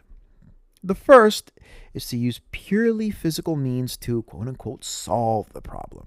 As I have explained earlier, this is often counterproductive and leads to a perpetuation of the issue rather than an elimination of it. The second way is to go within and use these spiritual techniques. By going within and shifting our focus to an alternate reality where the problem does not even exist, your physical reality has to change because you are now directing universal energies towards a whole new set of circumstances. How would it feel like to be in that alternate reality where the problem does not even exist? How does it feel to be in that infinite space of all possibilities? You can immerse yourself in the energy of this space through non-physical means, regardless of where your physical body is at the moment. This means that you can do this next exercise no matter where you are, irrespective of the current circumstances or conditions. How to shift into the infinite space of all possibilities. Pick a sanctuary in your own home or office. This is a place where you will not be interrupted for the next few minutes or so. This place does not need to be particularly well equipped or furnished, for any space will do. Remember how you arbitrarily picked a spot as a child to be your safety hideout and felt so secure in it? These are the feelings we are going for here. My home office is that safety hideout for me. Similarly, pick a spot that works for you. This is a place where you can lie or sit comfortably for the next few minutes. Close your eyes and take 3 slow, deep breaths. As you do so, let all your worldly concerns drop away. Let them gently fade into the background. Tell yourself that you can always return to them at the end of this experience, and that all you want to experience right now is absolute peace, regardless of the outer circumstances. As you feel this sense of peace welling up within yourself, notice how your usual concerns have faded so far away that they are inaccessible to you. Notice how you cannot even recall the specifics of anything, even if you tried. What instead remains is a vague acknowledgement of the issues in your life. You know the issues are there, but you cannot recall their specifics. This is what I referred to in an earlier chapter as acknowledging the problem. You know that it is there, but pay no more attention to it. While knowing that the issue exists, focus on the growing sense of inner peace within you. This is the eternal and unchanging part of you that is separate from the issues in your life. This is the core of your being and the divine truth of who you really are. You are perceiving the wholeness and perfectness of your being through this exercise in the form of these loving and peaceful feelings. Notice how good you feel as you perceive these feelings. Gradually, let the feelings of inner peace expand until it fills every cell in your body and every fiber of your being. There is no effort, struggle, or strain in any of this. There is no need to try. The feeling expands on its own as you rest your focus on it. Universal energy flows whether you are aware of it or not. And you are now bringing your full awareness to perceive everything the universe has to offer. You may experience a pleasant buzzing sensation or the feeling that your whole body is vibrating. The feeling is intense but immensely pleasurable. It is divine energy flowing through you. When this happens, all thoughts of the issue would have left your consciousness awareness completely. You have now shifted to the infinite space of all possibilities. Remain spiritually in this infinite space for as long as you like. There's nothing you have to do while you are here. Just relax and enjoy the fantastic experience completely. When you feel ready to return to a more outward-oriented way of living, take a few slow, deep breaths and gently open your eyes. There is nothing more you have to do. In fact, in the time you were away, huge physical shifts that are not yet perceptible by you have already occurred. Chapter 8. The 3S process for dissolving any problem permanently. Welcome back. How did the guided exercise in the previous chapter feel like? If you have not taken that inner journey, be sure to mark out some time in your calendar right now to experience it for yourself. The guided process in the previous chapter ties in various concepts we have discussed in this book. More importantly, the process was meant to shift your focus to an alternate realm where the issue does not even exist. You would have experienced that second half of the guided process in which you could not even recall that you had any issues. You were in a completely new world. Not only could you not remember the specifics of your real-world problems, the fact that you had any problems at all was out of your mind completely. You have momentarily shifted to another realm. This is the reason why the exercise feels so good. For once, you were free from resisting the problems in your life and could let them go completely from your consciousness. Without realizing it, you have just let go of the issues completely. The main purpose of this guided exercise is to show you that it is possible to enter the infinite space of all possibilities where the various long-standing issues in your life do not exist at all.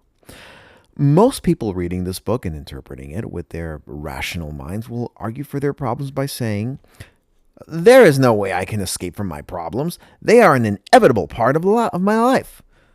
But the truth is that you can exist separately from the various issues in your life. You can, with deliberate intent, move into a realm where the problems which you perceive as so real do not even exist. The short guided exercise has just shown you how. More importantly, it showed you that it is possible to enter a state of consciousness where thoughts of the problem completely leave your mind and don't even know you had it in the first place. The exercise is meant to be a transformational experience that works on both levels at once. First, it is meant to convince your logical mind that you can take your focus off of what you previously thought was an unchangeable situation. You now know that since you managed to be free from the problems for a couple of minutes, that you can expand this time and be free from problem-related concerns for hours, days, weeks, or months on end. In a sense, the exercise provided the tangible proof that you can do it if you want to. On a deeper level, the exercise was meant to shift your focus, and hence the intersection point, to a different space in the spiritual dimension. The space which you shifted to represents your desired reality. You felt so good while in that state because you were directly experiencing your good in the spiritual realm, the totality of what you have always asked for. Therefore, it's not a stretch to say that the transformations have already occurred while you were immersed in that state. You have not only stopped any negative creations in their tracks, but also shifted your focus to a new point of attraction. It is from this new perspective that you will create your new reality if you continue to maintain your focus on this alternate reality. This brings us to the third step of the process, which is to stay in the alternative reality for as long as possible. Notice that all we have been doing in this 3-step process, the soften, shift, stay, was to gently redirect the flow of universal energy. We are not trying to create, remove, add to, or make anything happen on the outside. That has never been our job. Our job is to decide what we want with absolute clarity and then direct the flow of creative universal energy until what we want manifests on the outside. If you have ever felt overwhelmed applying any of these universal principles or manifestation techniques, then you could have been trying too hard to, quote unquote, make something happen. It is not our job to make anything happen. That is the responsibility of the universe. All we are doing is merely directing the flow of universal energy. Our daily lives become simpler once we understand the difference between directing energy and making something happen. Suppose that you perceive something undesired that needs to be changed in your life. This is the start of your conscious awareness of the problem. It represents a turning point in your life. In the beginning, your awareness may bring with it a host of negative emotions such as worry, fear, or a sense of helplessness. As a result of these negative emotions, the problem is often perpetuated at this stage, making it seem harder to eliminate. Students of this metaphysical material often remark that things seem to get worse once they start applying these techniques, but it is merely the result of a misplacement of their focus. Most people stay at this stage feeling powerless about their problems, never recognizing their true abilities as powerful creators. The student of these spiritual laws understands that a problem is merely a set of temporary conditions in physical reality caused by previous errors in perception. A problem represents an unwanted manifestation due to an earlier or current misdirection of the universal energy. Therefore, correcting the problem becomes as simple as redirecting this flow of creative energy to where you want it to be. Now that you know where you would not like the energy to flow, which new spot would you like it to be focused on? The sooner you can make this redirection happen, the faster you will be free from the perceived problems in your life. It takes just a few seconds to make that redirection happen, and spiritual masters can facilitate this process to create seeming miracles. But only if you do not get yourself caught up in the reasons for why something has happened in the first place. Some people believe in working through and analyzing their problems. They want to go to the root cause and find out why exactly something happened. Therefore, when faced with a relationship or health issue, they are obsessed with finding out the reasons behind it and how they can prevent it. What if I told you that dissolving a problem never involves finding out the cause? That's right. You never have to know the reason for an issue to drop it from your life completely. All you need to do is quickly redirect that powerful flow of creative energy to a new set of circumstances, and the original issue will be gone from your life forever. People who insist on getting caught up in the whys often find it difficult to extricate themselves from the details of a problem. Each time you ask why and complain about the injustice of it all, you stay rooted in the same spot. The flow of universal energy is now even more strongly directed at the problem because you are so focused on finding all kinds of reasons to explain the unwanted manifestation that has just resulted. There is very little value in finding out why something happened. The reasons we come up with are nothing but mere rationalizations and best guesses. Our society is big on finding out the reasons behind something so as to ascribe blame to parties. Looking for reasons as to why something happened keeps us from looking at the true cause, which is always within ourselves. Anytime we ascribe power to something that is outside of ourselves, we lose a valuable opportunity to to correct the problem spiritually. You can dissolve a problem without ever finding out why it happened. The reason is not important. It belongs to the past, and we should always let the past go. After all, the only reason you would want to know why something happened is if you expect it to happen again.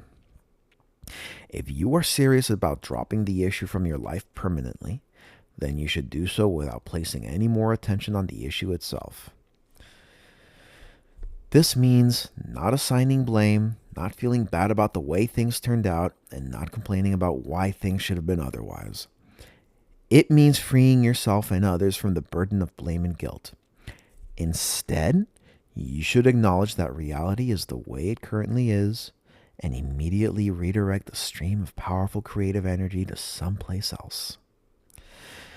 Just as the refrigerator is not the electrical current that flows through it, you are not the universal source energy that flows through you. You are not responsible for generating this energy. Isn't it nice to know that the universe takes care of everything for us? Instead, you play the role of an adept focuser and a director of that creative energy. You are the director of the movie of your own life.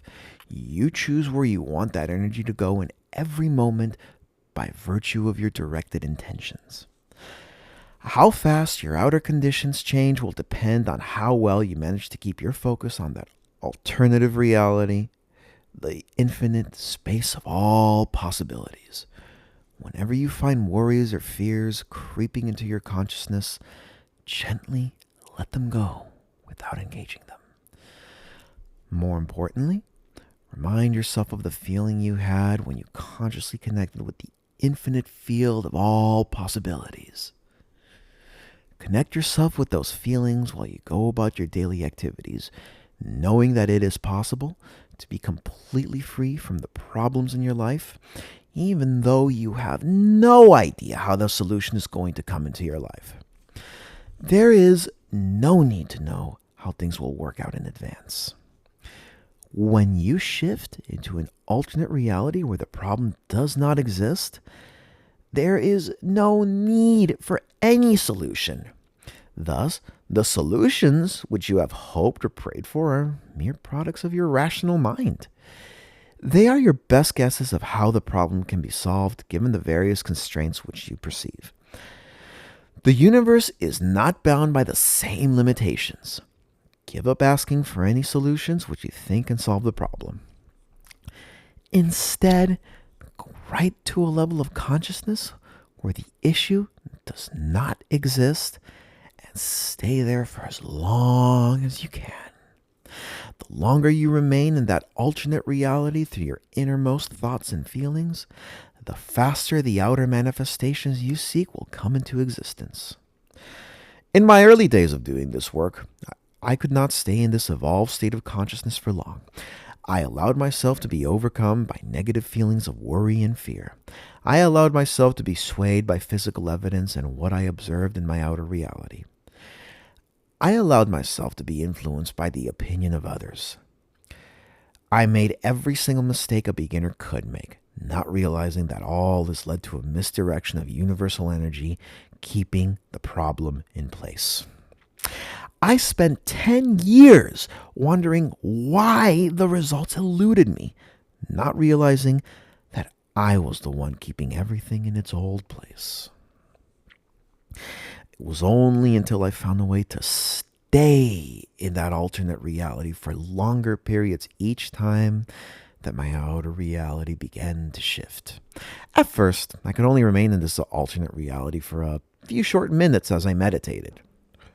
Gradually, I managed to mentally slip into this alternate reality even as I was engaged in my daily activities.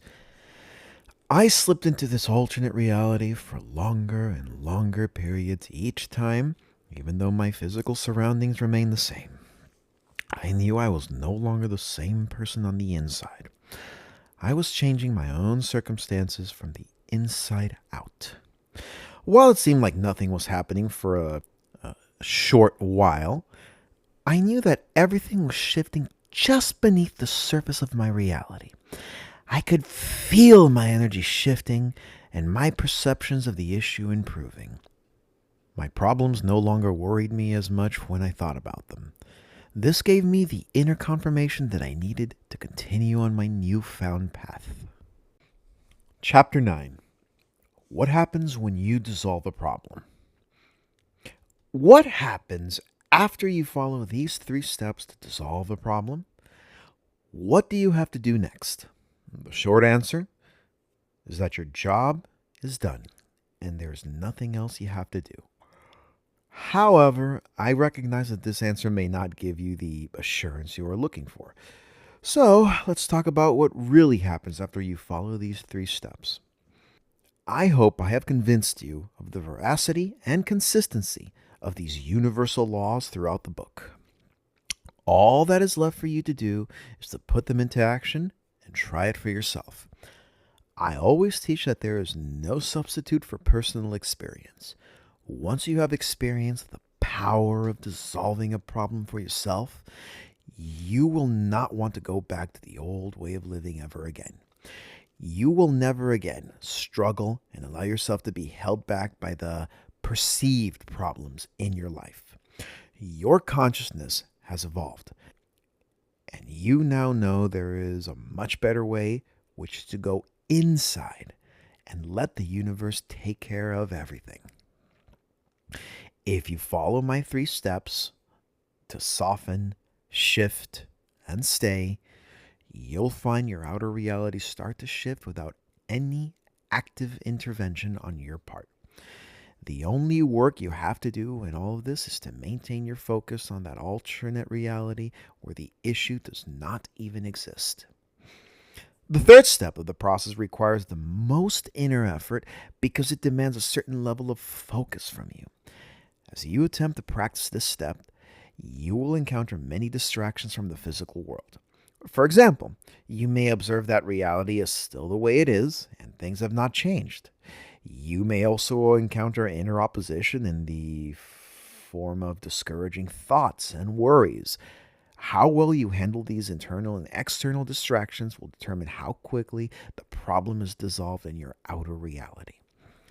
Many people think that overcoming a problem means going out there and meeting it head on, doing everything they can to change the original condition which resulted in the problem.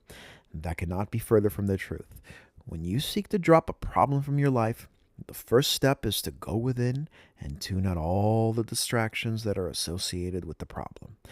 This means completely letting go of all your fears and all your worries about the issue. When you return your inner state to its original position of calmness and peace, then the solutions which you seek will appear very quickly. Your job has always been to focus on and clean up what happens on the inside. As you go out into the world and follow these 3 steps, you'll meet with the various oppositions I have described above. You may even be tempted to dismiss these steps as unrealistic or unworkable for your particular set of circumstances. That is when you need to masterfully apply everything that you have learned throughout this book. First, you want to remind yourself that if you could have solved the problem through working harder or smarter, you would have done so already. Therefore, applying more physical effort is not the answer we are looking for here. Second, remind yourself that if all the worrying could have motivated you to find an answer, you would have found it already too. Remind yourself that the problem does not get bigger if you take your attention away from it for a few moments. On the contrary, the problem diminishes because you are stopping the negative manifestation process in its track. Third, remind yourself that it is indeed possible to take your mind off the issue so completely that you forget about it. You had done so in the guided process when you shifted into an alternate spiritual realm. Fourth, and this is key, know that it is possible to take your mind off an issue so completely that you never pick it up again. In other words, you drop it so thoroughly that you never come back and think about it anymore. This is when you would have successfully shifted and stayed in that alternate reality. The first thing you'll notice after staying in this alternate reality for some time is that your existing reality starts to blur. You'll find long-standing conditions start to dissolve and change. There will be no immediate reason for these changes, although your rational mind will be tempted to come up with all sorts of rationalizations. Ignore these thoughts and just focus on your inner practice. Your ego mind always wants to take the credit for everything that has happened. It can't wait to wave its hands in front of you and say, "Look at me, I made this happen. This was due to me and my effort." Your ego mind will quite relentlessly in its efforts to convince you that it is behind the positive changes that have occurred in your reality. It will say, "Your reality shifted, not because of that inner work, but because of that phone call you made." It will attempt to link the various physical improvements that have occurred to certain physical actions which you took. If you believe in these rationalizations of your ego mind, then you'll go back to square one. You'll go back to a world where you believe problems can be and have to be solved through your physical effort alone. However, if you tune out these baseless rationalizations by recognizing that they come from a lower level of consciousness, you'll soon emerge in a completely new reality. You'll clearly see that your job has never been to make anything happen through physical effort alone, but merely to allow things to happen through focusing the energy that abundantly flows through you. The ego mind will never allow this, since it cannot accept the fact that we are not the ones doing the work. It always has to extend its influence and take credit for something. There was once I explained these universal principles to a friend. After listening to my explanation, he said, "That's interesting, but I would rather use my own hard work to achieve these results than to depend on these universal laws." One should immediately recognize that it was his ego speaking. The ego mind cannot accept the fact that someone else is taking credit for all of its results. It believes so because the ego sees us as separate beings, completely detached from and unrelated to one another. It sees us as Richard, John, and Mary, separate and distinct from one another. This erroneous viewpoint gives rise to a scarcity mindset and a lack consciousness. This is natural, since whatever Richard has, John and Mary cannot have. This perception is false and not in line with universal truths. Anita Moorjani, author of the best-selling book Dying to Be Me, has an excellent analogy for this.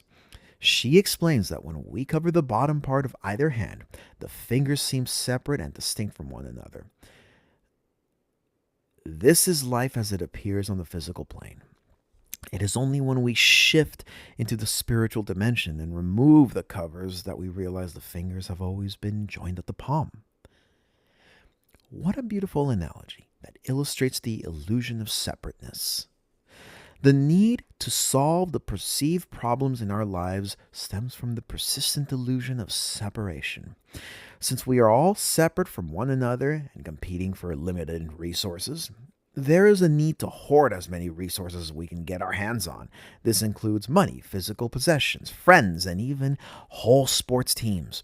To observe the act of the ego, look at what the billionaires are doing to outdo one another.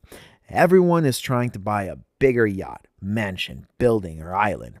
And when that is not satisfying enough for the ego self, one tries to run for president.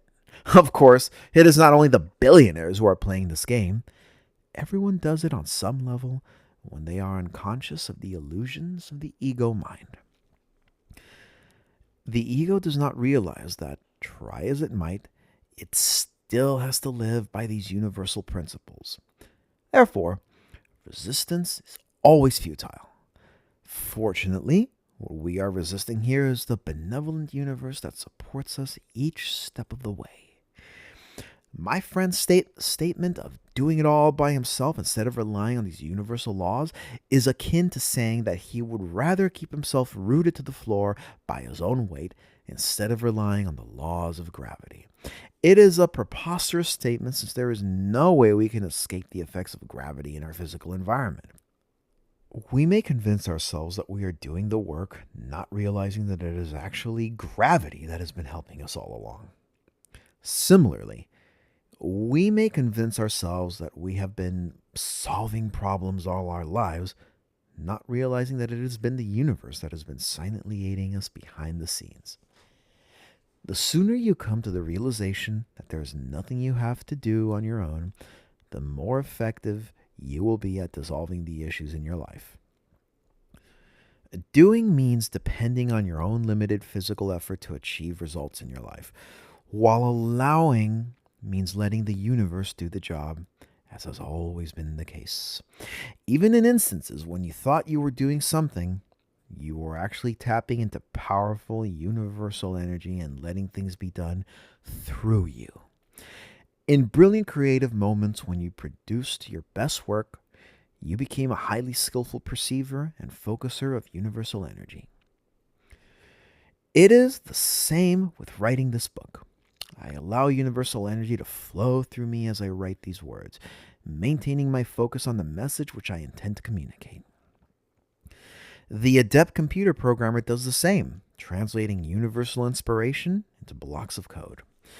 When we misunderstand our roles in the creative process, we become daunted by the sheer scale of it all. Where do we begin? How can we begin to solve this massive problem? When we shift our perception from being a doer to an allower, our world changes. The results that we have always yearned for start flooding into our everyday experience with no effort at all. This is not magic, but merely a consequence of living by these universal laws. You are meant to live this way, so claim it rather than deny it. Lester Levinson has taught that our physical world is like a dream. We are responsible for everything that we perceive in our physical world, not realizing that our own innermost thoughts are the ones responsible for the projection. He goes on to say that if we wake up from this dream, then there will be no world at all. What he was trying to say is that if we wake up from this illusion that we are separate from the world, then we will immediately understand that we have been the cause of it all. We have been at the center of our own universe and responsible for all the results in our lives. Use these 3 steps of soften, shift, and stay to dissolve the toughest problems in your life. I encourage you to stay with the last step until outer reality shifts and not the other way around. Most people allow themselves to be distracted and shift their inner states in response to what they observe on the outside. That will be regressing to the old way of living. Instead, I recommend that you do the opposite. Stay in that alternate reality for as long as you can until your outer reality shifts. It will shift in no time at all if you allow yourself to maintain your focus on that free state, the state where issues do not even exist, and hence, no solutions are needed. Carry the feelings which you experience in your guided meditation at the end of Chapter 7 into your everyday life experience, and stay there. The more steadfastly you maintain this pure focus, the faster your desired good will come into your life. As spiritual teacher Mary Baker Eddy once wrote, "Hold thoughts steadfastly to the enduring, the good, and the true, and you will bring these into your experience proportionately to their occupancy of your thoughts." Mary Baker Eddy knows what she was talking about. She used what she taught to shift herself out of extreme poverty and eventually started a thriving church and newspaper which exists to this day in a time when women were disregarded by society. She created a new reality for herself as a result of her consciousness. If you allow yourself to be distracted and problem-focused most of the time, then the problem will occupy a proportionately large amount of your reality. It follows that if you drop the problem completely from your inner consciousness, then the issue has to permanently vanish from your outer experience as well. Chapter 10. The specifics do not matter. You'll notice that I have deliberately avoided discussing the details of any situation in this book. The specific content of what you are asking for, more financial abundance, health, better relationships, career progression, does not matter since the universe perceives none of the time and space boundaries that seem apparent to us. No matter what circumstances you currently face in your life, these limitations arise from your limited physical perspective. To reuse an analogy from the earlier chapter, the individual fingers each believe they are separate until they finally realize they have always been connected to the same hand. In the same way, you are always connected to universal consciousness, whether you realize it or not. You may deny this connection to Source, but it is still there nonetheless. Source energy is always flowing through you and available to you. It is an eternally renewable energy source. While your denial of it may make life seem like a struggle, it does not diminish the flow of universal energy that you have control over. This means that you can consciously decide at any single point in time to turn things around. All it takes is a willingness to change on the inside. As we close off this book, I would like to recap the 3 steps of the dissolving process and show how it can apply to some common situations in daily life. I use these familiar scenarios to illustrate how one can apply the 3-step process, but adaptability is the key here. These 3 steps are not meant to be treated as hard and fast rules, but rather as broader principles to guide your inner thoughts and intentions. If you can, flip to the cover of this book and take a look at the beautiful image on the cover. I love this picture for its symbolism, for it succinctly expresses the whole concept of this book. It provides a quick visual summary of the 3 steps. The right-hand side shows an outstretched finger. This represents your current physical reality perceived as something solid and tangible. It also represents the physical dimension. In the middle, the fingertip makes contact with a certain point in space. This is the intersection point between the physical and spiritual dimensions. It is where all the magic and miracles happen. When this contact is made, reality is shifted, and a new reality emerges right before our eyes. The left-hand side of the picture shows the spiritual realm where current reality is dissolved and blurred. This represents the infinite field of all possibilities from which new things are created and brought into physical form. Notice the seamless continuum between the indeterminate spiritual realm of all possibilities and the tangible physical world which you now live in. There is really no separation between the two.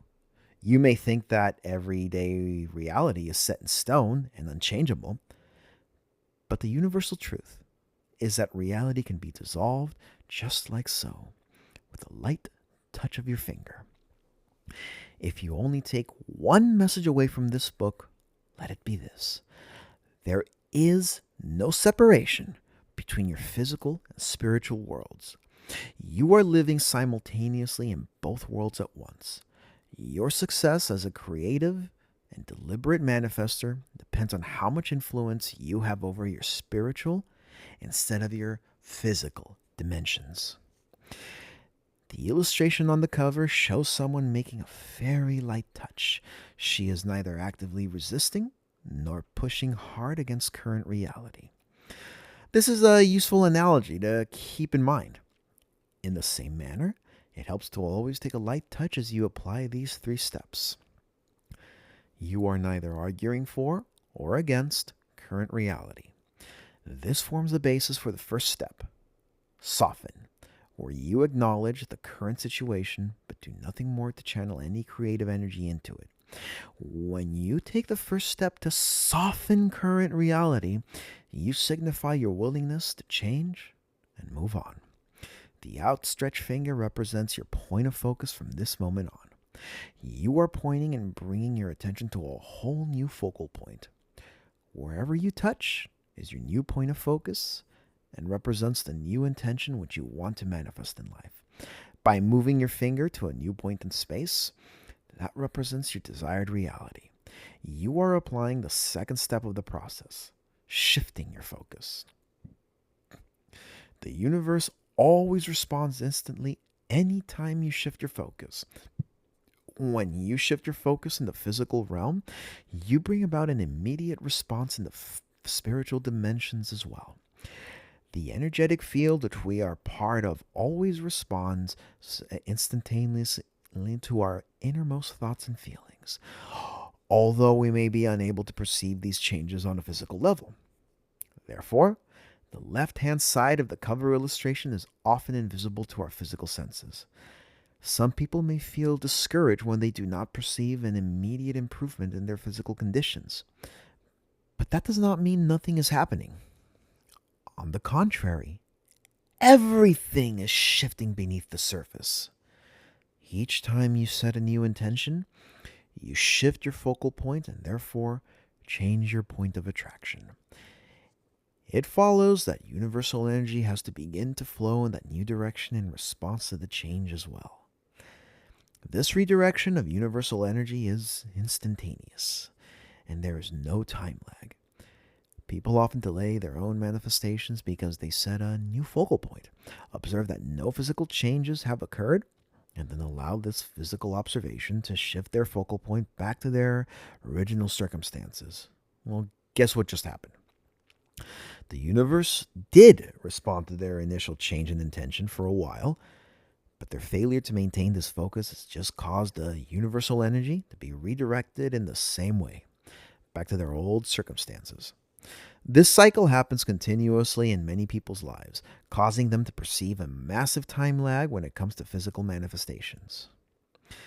The only person who can hold up your own manifestations is yourself. No one else can withhold your good or manifest a new reality on your behalf. Perhaps the greatest news is that only you can do it for yourself. How fast your desired manifestations appear in your life will depend on how steadfastly you stay in that alternate realm where your desired conditions exist. This is the third and final step of the process. It is also the only step needed to bring everlasting peace and a permanent change in circumstances. If you successfully stay in that alternate reality and never look back, then your reality will shift so drastically that you can hardly remember the way you lived just a few short years ago. This has certainly been the case for me. My physical reality shifted so drastically within a relatively short period of time, especially when compared with the long, futile years I spent applying these spiritual principles with no results. It does not matter how long you have been trying to make these principles work. It does not matter how well versed you are in these spiritual laws. Give all of that up. What matters is your current dedication to keeping the focus. You can be a complete beginner and still make such a complete shift by the end of today that this will be all that is needed. The rest of the magic will happen by itself. The ironic thing is that the longer you stay in that alternate reality, the easier it will be for you to do so. This is because the more undivided your focus is on your desired reality, the faster the shifts will appear in your physical life. It is these minor shifts that will greatly boost your confidence and give you the confirmation that you are on the right track. However, these physical shifts will not occur if you do not maintain your focus for long enough. Therein lies a catch-22 situation which has kept many spiritual practitioners stuck. An individual has to hold on steadfastly to this work. The only quote-unquote work you'll ever have to do in this process is to stay in this alternate reality for most of your time. Leave the rest of the hard work up to the universe. Stop worrying about how things will be done or how things will eventually turn out. If there is something you need to do, you'll be inspired to do it. If there is something you need to say, the right words will come to you at the right time. If there is a book you need to read, you will be guided to it. Everything always happens in divine order and divine timing. You will receive an inspiration and be nudged to take any necessary steps. Until then, take no action at all except for inspired action. Only do something if it feels very right to you. Rest in the quiet assurance that you have these universal laws on your side. More importantly, live your life as per normal while you are doing this work on the inside. There is no need to completely abandon your old way of living or quit your job unless they keep you focused on what you do not want or if you feel inspired to. When I first started doing this inner work, I still lived my life as per normal on the outside. I continued running my businesses and interacting with the world around me. I continued going to the places I enjoyed and engaged in my hobbies. I made a few minor adjustments to my schedule, mainly to avoid meeting up with the friends who no longer shared the same interest as me. However, the person I was on the inside had been drastically transformed. While I was still the same person on the outside, my inner state changed completely. I now went through the same motions in life, but with a sense of clear inner purpose and with none of that worry or fear. All of my previous concerns, fears, and negative thoughts completely vanished on the inside. Consequently, I became a genuinely happy person for the first time in my life. As my physical reality shifted in response to my inner changes, I began to make even more inspired changes to my lifestyle.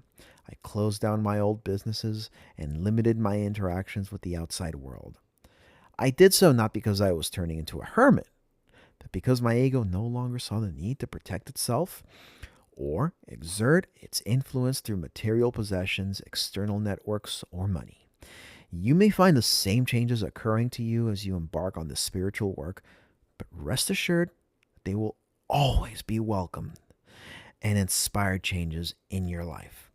At no point will these changes feel unpleasant or make you feel like you are doing something against your will. These changes will happen only when you are ready for them. The biggest change that occurred in my life is the shift in my own consciousness.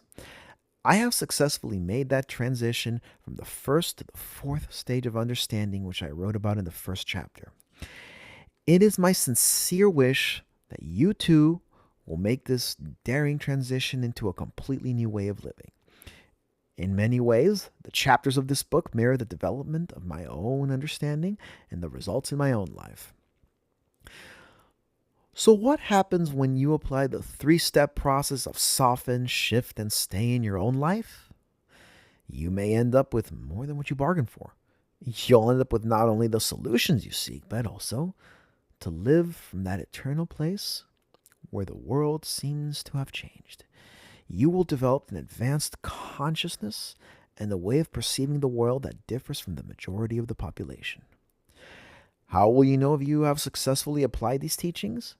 How will you know whether you have finally come full circle in your spiritual discovery? The answer to these questions is actually hidden right in this chapter of the book. I encourage you to reread or replay this chapter again and have a go at answering this question before turning the page. The answer is literally hidden in plain sight. Are you ready? Here's the answer.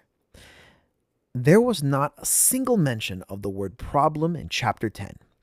The term was used with decreasing frequency in this book to refer to the concept of problems. When you finally apply these teachings and come full circle in your own life, the term will be dropped from your own vocabulary and the concept of problems will be erased entirely from your life. Now that you know the full secret, go out there and live it.